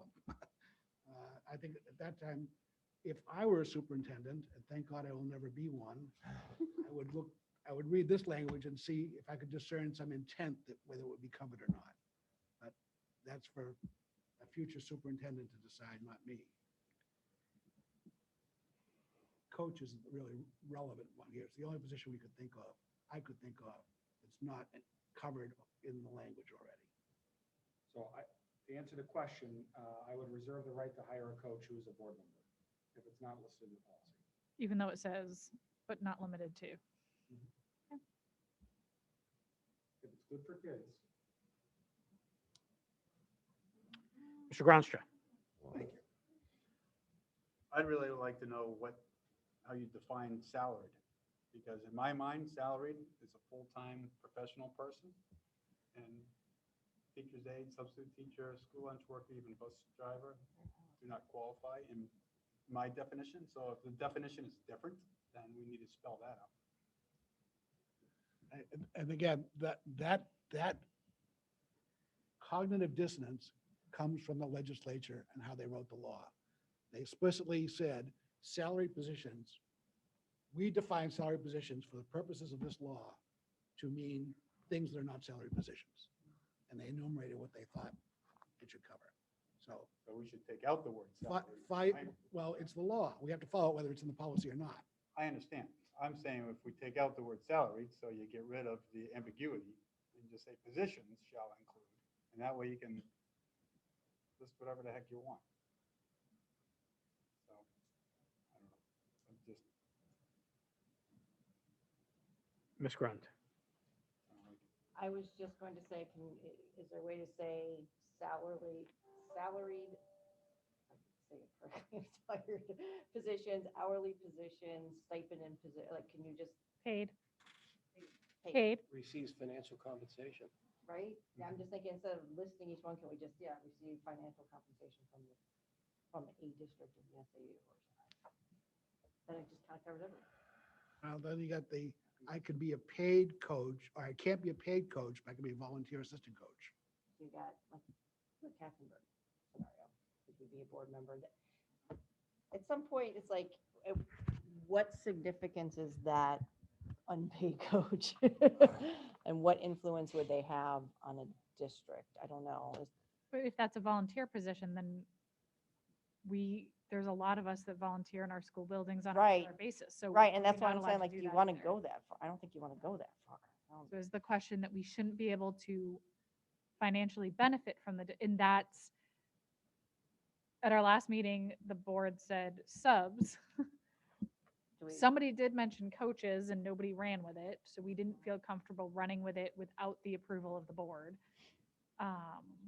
So So if I may comment, I mean, what we've got here is a more restricted policy than we had before, per our request. We have a policy that specifically highlighted a role that we had some questions about serving, board member serving in. And then number 3, we're complying with statute, RSA, with regards to the language that we've included in the overall approach. I think the spirit is very clear. We want to avoid conflicts of interest at all costs. And I think that's clearly stipulated and stated in the policy. I don't think we need to replace words with other words that could then be interpreted to think of different things. The RSA is very clear to actually include not limited to and salaried positions. I don't think there's a need from my perspective to further clarify. I think the policy is decent as written. It's more restrictive than what we had before. And I think it accomplishes really what I think this board wanted to do. Ms. Parisi. I would just like to weigh in on the idea that a coach impacts the educational outcome for students and say that I would argue that if we don't have enough substitutes, a substitute being in the school would also be worthy of impacting the educational outcome. So I'm having a hard time with the idea that anyone who is being paid for a position should not be included on this list. Great. Any other comments? Could I just clarify? It was weird how you said that to me from my brain. So you're saying what your preference would be that if you're a paid person, you should be included in this list, and that the division should be paid or versus volunteer. Volunteers not on the list. If you're paid by the district, you're on the list, with the exception of board members, of course, who receive a stipend for being on the board. I would agree, because I think that's where the conversation was heading in the last meeting. Right. Okay. Thanks for the clarification. Any other comments? Seeing none, let's call the vote to adopt this policy. Mr. Gronstra, starting off with you.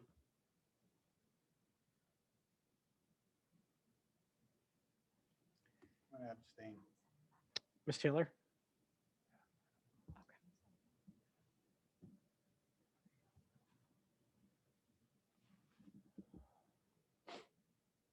I still had some questions about notification if a board member's being paid.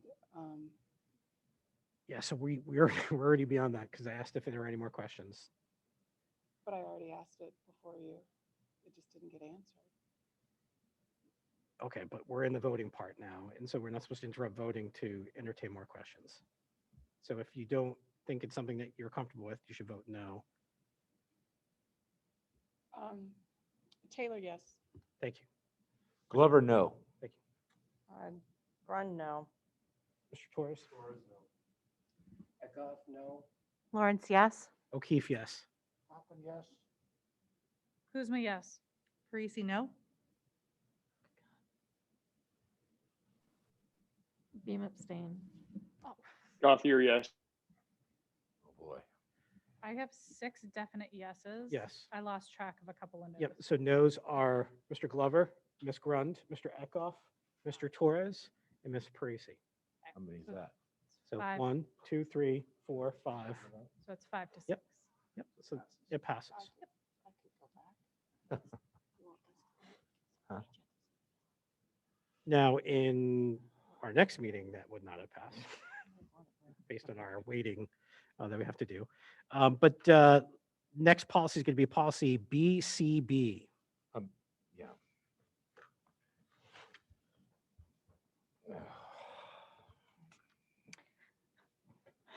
I would like to make a motion to accept policy BCB, board member conflict of interest, move it to the individual boards and consider this the first reading.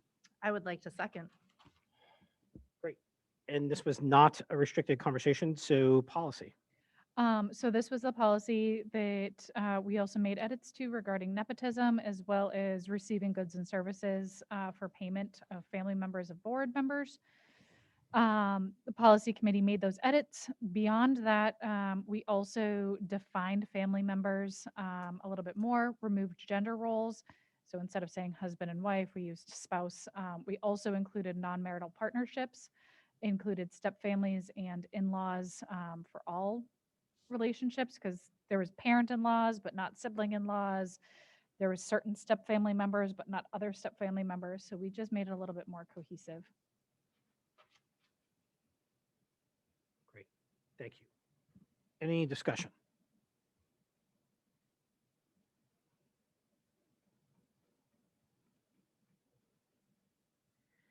Seeing no discussion, let's call the vote. Mr. Gronstra. Monster, yes. Taylor, yes. Glover, yes. Grund, yes. Eckhoff, yes. Lawrence, yes. O'Keefe, yes. Hoffman, yes. Kuzma, yes. Parisi, yes. Beam, yes. Gothier, yes. Great, that passes. Moving next on to policy BEDH. I would like to make a motion to accept policy BEDH, public comment and participation at board meetings, move it to the individual boards and consider this the first reading. I would like to second. Great, we've got a motion that's been made, properly seconded. Policy. So the committee was asked to take a second look at this to make sure that it lined up with New Hampshire School Board Association best practices. And we found that it did meet those standards. We also wanted to add that this came up during the summer during policy. Historically, our districts have wanted to allow more flexible public comment time than the sample policy usually allows, which would encourage public participation. While editing the policy this year, we weighed that along with the best practices and the sample policy and came out with a great balance that we found worked for all of it. Great, thank you. Any comments?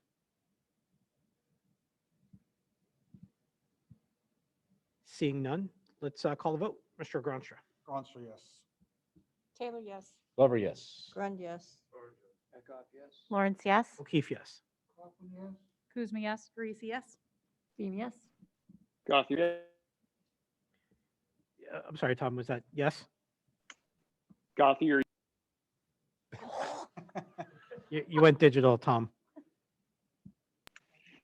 my internet is terrible tonight for some reason, but yes, I vote yes. Thank Gothier, you. yes. That motion passes. Next policy is going to be policy BHC. I'd like to make a motion to accept policy BHC, board staff communications, move it to the individual boards and consider this the first reading. Thank you. We've got a motion that's been made, properly seconded. This was a restricted item. Has policy received any comments in writing? Yes, we've received two. So official staff, the first one is official staff communications can go through the superintendent. Passing, actually technically we have three, sorry. Passing this policy would mean staff member and board members are not able to have an unofficial discussion of personalities and personal grievances without this being declared unethical conduct, which a superintendent has said is a fireable offense. There is a very similar comment about that. That is one of the three, so technically that's in there twice. But I'm going to answer them both somewhat differently. So the policy refers to official staff communications. The superintendent acts as a voice of the board in communicating official board messages to the staff. This prevents a game of telephone happening where board member A communicates their version of the board message or decision and board member B communicates their version and so on. Additionally, I'm just going to go through all of them. It's going to be way easier. So added to that was, how does this not allow for rights of speech and constitutional rights? How does this foster an environment of communication and healthy relationships? There's no prohibition in BHC of an individual staff member communicating with an individual board member. The policy covers two-way official communications between staff acting in their official capacity and the collective board acting in its official capacity. No First Amendment rights are abrogated. Board staff communications, there is again a concern over the last line where social interaction with the social interactions, trying to be neighborly conversation of the code of conduct gives cause to fire. They feel that this statement is a little harsh. The committee, and this is where it kind of gets bigger. The committee took another look at this section and had a deep discussion about it. The end result was that this is a board policy that tells us how to behave. It reminds us of our responsibility to remind everyone, the community and staff, that there is a process that needs to be followed of who to talk to about what and when. This process is set up for a reason, including allowing for us to do one of our legally appointed duties, which is acting as an adjudicator in grievances. Knowing detailed information ahead of time, or any information ahead of time, makes us unable to do that. The committee made edits to make it clear that this responsibility falls on us instead of just implying it like the last edit did. The language of unethical conduct was still included for two reasons. One, it is unethical for us to engage in these conversations because it is our responsibilities as a board to act as judges. Additionally, we are also only a board member when we're sitting at the table. It is also unethical for a staff member to come to us about something that could become a grievance. Although something may not be a grievance right now, that doesn't mean it wouldn't be in the future.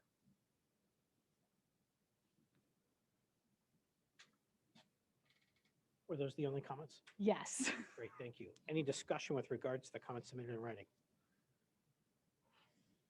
Ms. Cron? Can I make a motion? Sure. I'd like to make a motion to remove the last sentence of social interaction. As written, therefore, discussions of personalities or personal grievances by either party will be considered unethical conduct by the school board member and could cause the staff member to violate this policy. Yes. Is there a second? I'll second. Seconded by Ms. Taylor. Discussion on the motion. Please discuss. Yeah, I think it's very harsh. I think if we are in a situation where we might be at a picnic or something, someone says something, I would say to that person, you know, they start having a conversation, you start hearing something out, you say, hold on a second, there is a process. You should hear the process. What happens if another board member overhears you but doesn't hear you say there's a process and stops the conversation? They don't only hear something gets reported. Now you're in this tangled mess. You don't know the whole thing. And I think this is a really harsh way of dealing with a conversation. And I think that we as school board members should just be able to speak up and say it. But to say it's completely unethical and all of a sudden someone's getting fired, I think it just goes a little too far. Mr. Glover, and then we'll go over to the side. I tend to agree with Stephanie. This policy is inherently conflicted. I mean, the first sentence about the board desiring to maintain open channels of communication between itself and staff, then switches and says all that communication goes to the superintendent. Superintendent is not the staff. So this thing is full of inherent conflicts. The last social interaction has conflicts. It says it is expected that board members and staff will informally discuss issues and district concerns. Well, those district concerns might be their opinion of their principal or their leadership or their superintendent, because to them, it's a district concern. So, you know, where those conversations go, that's allowed in the one sense, but then in the next sense, you're like, no, but if you talk about these certain topics, these things that might be concerns, now you're in an unethical situation. I think the sentence is not needed. I think that it's board members know that this is incumbent upon them to remind people who are staff that board as an individual can't solve the problem, that if they have a legitimate grievance, they should take it up to the proper channels. And this isn't a staff policy. This isn't a G policy. This is a B policy. This applies to board members. So I think it's enough to not have this hammer at the end, because for the for the primary reason that this is an inherently conflicted policy in the first instance.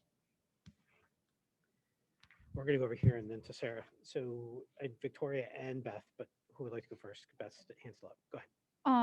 So removing that last sentence, it doesn't change anything because there are other policies that address the chain of command. So even if we remove this last line, that does not make it any less unethical because it still violates those policies. So keeping them in here is a reminder to us board members how important it is for us to do that. Ms. Parisi. I just disagree. I don't have much more to say than that. I do think that it's important to have, one of our goals is often for our board to communicate with the public. Obviously, our staff members are staff members, but in the Amherst district, we also have a lot of staff members who are residents here in town.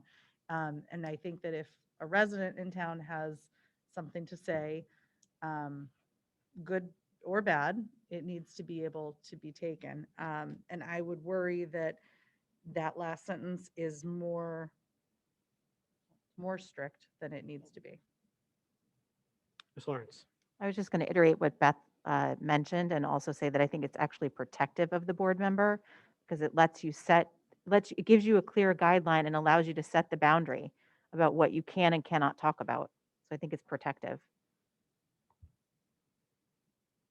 I just think there's enough in here that we know it's protective, and this last sentence makes it sound punitive. It just sounds, I think there's enough said in other places that we understand that and that we know there's the process. I think it's just harsh. Ms. Taylor. Well, I agree with Stephanie and John, that I don't like the last sentence, but there's also a typo. When you go to the sentence ahead of that, board members should reminded staff. Oh, thank you. I do one question from policy. Where did that sentence come from? Is it something that was crafted by you guys, or is it something that came from somewhere? A recommended policy from school association? Hold on, I'd have to go back and double check. I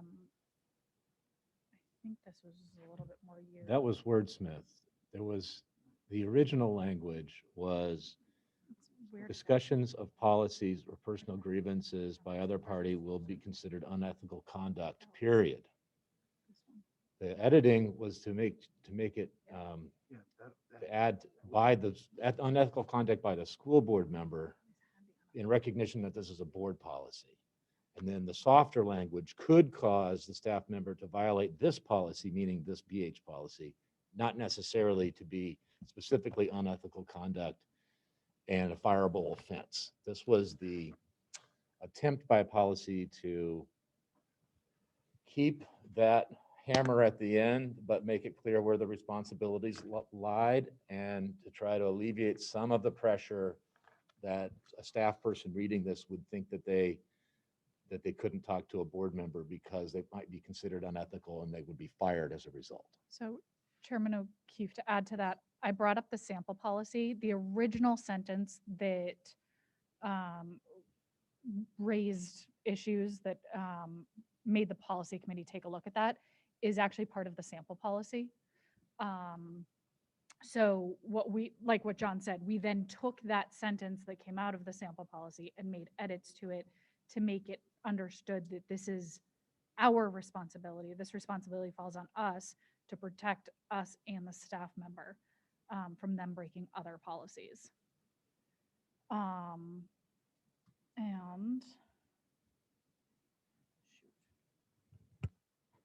so, Okay. I'm going to double check to see what we currently have too. All right, so moving this along, any other comments?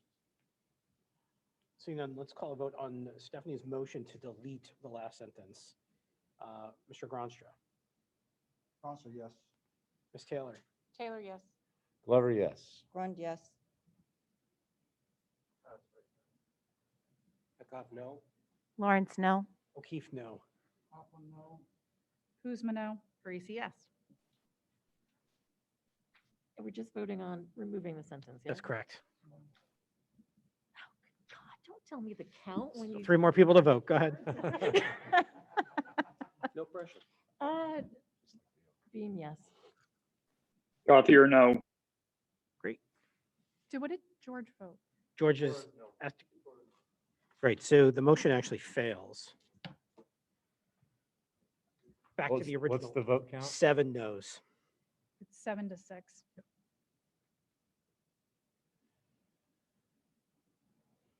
Any other discussion with regards to the policy?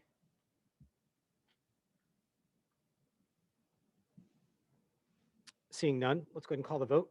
Pass the policy is a vote yes. So Mr. Gronstra, starting with you. Counselor, yes. Taylor, no.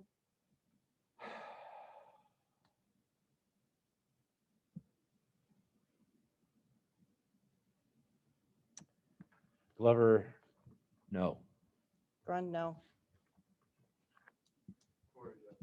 Eckhoff, yes. Lawrence, yes. O'Keefe, yes. Hoffman, yes. Kuzma, yes. Parisi, no. Beam, yes. Gothier, yes. Great, that motion passes with 4 noes. Moving on to policy BIB. BIB. I'd like to make a motion to accept policy BIB, school board member development opportunities, move it to the individual boards and consider this the first reading. I would like to second. Great, we've got a motion that's been made, properly seconded. Policy comments. Yeah, so this policy, we made a few edits from the sample, putting the onus on us. The New Hampshire School Board Association, basically the biggest discussion about all of this was budget and calendar. So this puts the onus on board members to pay attention to the New Hampshire School Board Association calendar, and then feel free to attend meetings as necessary. And there is a budgetary requirement to allow for trainings. If there are any trainings that are outside of this, I guess, Sauhegan used to send people to the Coalition of Schools training every year or every few years. and they would budget for that. Budgeting needs to be planned for it. Great, thank you. Any comments, questions, concerns? Seeing none, let's call the vote. I'm sorry, Mr. Gronstra. And number one, you might want to spell our great state correctly. You know, it's funny, there's even a few other edits that we made and missed that. Hampshire.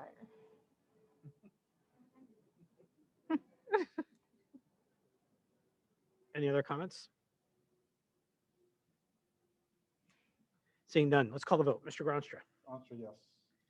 Taylor, yes. Glover, yes. Grund, yes. Eckhoff, yes. Lawrence, yes. O'Keefe, yes. Kuzma, yes. Parisi, yes. Beam, yes. Gothier, yes. Great, motion passes. Moving on to our last policy, policy EBB. I would like to make a motion to accept policy EBB, school safety, move it to the individual boards, and consider this the first reading. I would like to second this. Great, motion's been made, properly seconded. Policy. So policy took another look at this last week. We reviewed the policies or reviewed the policy to make sure that all policies referenced were accurate. There's a slight change referencing an RSA instead. But other than that, all policies that are currently referenced are accurate. I did see that there's a couple of red line comment or, cross outs and things like that. Those will be fixed for the second read. Great. Any questions, comments, concerns? I have one. Mr. Glover. It's just, again, it's a comment to the benefit of the board to highlight some discussion that was had on this policy at the committee level. So this is like a school safety, right? If you look at the enumerated list, it covers a lot of things about security of the building, the safety of the schools, about mental health, about fire safety, about climate control, communication plans, training, okay? The one major piece of overall safety that's not in the enumerated list is infectious disease control. So your bloodborne pathogen control, your COVID protocols, your reference to your policy that handles all of that and so on. So the discussion was had that, well, maybe we should include that to be more comprehensive, and then the concept of safety, like the whole health and safety concept, which seems like an oversight that was missed in the list from the NHSBA. That, the majority or most of the people at the committee level are like, well, we already have policies for that, and that's true. I mean, I don't even know why we need this policy, because we have policies everywhere else that cover all this stuff. So my concept was, why don't we add that infectious disease control piece so that if someone's looking at our whole safety universe, it includes that major component. So that was a discussion that was had, and if anyone feels strongly one way or another, it'd be great to hear from you. So if you don't mind, I'd like to comment. I think, John, you're right on. I think it's a very important sort of piece to have. I think tonight we can adopt the policy, submit it, and then policy committee over the course of the next 6 to 12 months can then identify proper language to put in from an infectious disease control standpoint. And we can add this to our policy agenda for next fall to add that in. So we're actually doing that in a proper way, leveraging our health experts with inside the district to provide feedback and guidance, making sure that our language is correct. It's a great idea. I love it. Yep. Thanks. Any other comments? I just wanted to add that the policy committee felt comfortable with this at the moment because this policy is specific to the crisis prevention and response plan, as well as the site-specific emergency response plan, where bloodborne pathogens is not part of that, or any other type of infectious disease. I agree. Any other comments? Seeing none, let's call the vote. Mr. Gronstra. Answer yes. Taylor, yes. Glover, yes. Grund, yes. Eckhoff, yes. Lawrence, yes. O'Keefe, yes. Kuzma, yes. Parisi, yes. Beam, yes. Gothier, yes. Great, that motion passes. That is for our policy list tonight. Now, policy, what remaining policies do we have to add to the November agenda? I think we might have to get back to you on that. Okay. I We know we got mean, the two that got sent back. Okay. And the ones we didn't get to at the last meeting. there I might, think there was one at least. there's There's one, one that John wants us to look at. that I know, we didn't get to. So three policies then? And There there's a might, lower policy there may be for- additional Okay. ones, because right now there's one that's tabled at policy until we yes. get further information regarding another policy that's at PPC. Okay. So there might be 2 additional policies, maybe not. Great. That's why I don't quite know yet. Okay, so 4 policies. All right. First of all, I want to thank you, the policy committee, for literally going through all of this work. It's tough work. It's a lot of time, a lot of effort and energy. And no offense to Beth, but I do want to recognize Mr. Coughlin, because from what I understand, he's not going to potentially be on the ballot next year. I hope that changes. But this being your final policy session, thank you. Like, this is awesome. And clearly you have been the dean of this SAU board for many, many years. And your wisdom is definitely noted by me and probably a good chunk of my my board members. So thank you for all your effort and the amount of work and attention to detail that you put into this. He Um, he does a lot for Yeah. policy. So, and obviously I want to recognize everyone else too, but I did want to highlight you, Mr. Coughlin. So thank you. If I might, Yeah.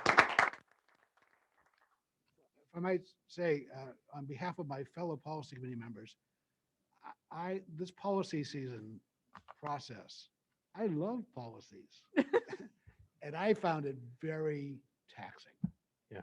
And I'm sure my fellow policy members, who may love them a tad less than I do, found it more taxing. I think we need to examine our process. Okay. For next year. It's exhausting. Echo what Steve just said. We'll leverage policy after these guys disband and the new one gets created after the election. We'll start the process of crafting what that approach looks like. I think it might need to, the crafting might need to start earlier. Okay. Because otherwise it'll be too late. Okay. So then maybe that's one of the last things that you guys do is to sort of provide feedback to this board, maybe in December or January, to figure out what the new process should potentially look like. Yeah. All right. And then I encourage anybody that loves to get into the weeds on this to volunteer and be on the policy committee, because that's really where the majority of the labor happens, the debates, the conversations, the wrangling of each other's necks, and however that goes in those rooms. That's really where the effort goes in, and it's definitely appreciated by me. So thank And you. the spelling debates. Yes. The Oh my spelling. God, yes. Me versus they. How long did we spend discussing buses? So we do have a public comment period, 1 of 2, and we do have an emergency non-public that we're going to go into in just a moment. But there's no member of the public here. There's nobody online. So that piece has been done. So we'll entertain a motion to go into non-public. I moved to go into non-public. Thank you. Second, starting with a roll call vote, Mr. Gronstra. Yes. Taylor, yes. Glover, yes. Grund, yes. Eckhoff, yes. Lawrence, yes. O'Keefe, yes. Coughlin, yes. Kuzma, yes. Parisi, yes. Beam, yes. Gothier, yes. Great. Mr. Gothier is a yes, and we have to wait for members of the public to leave, but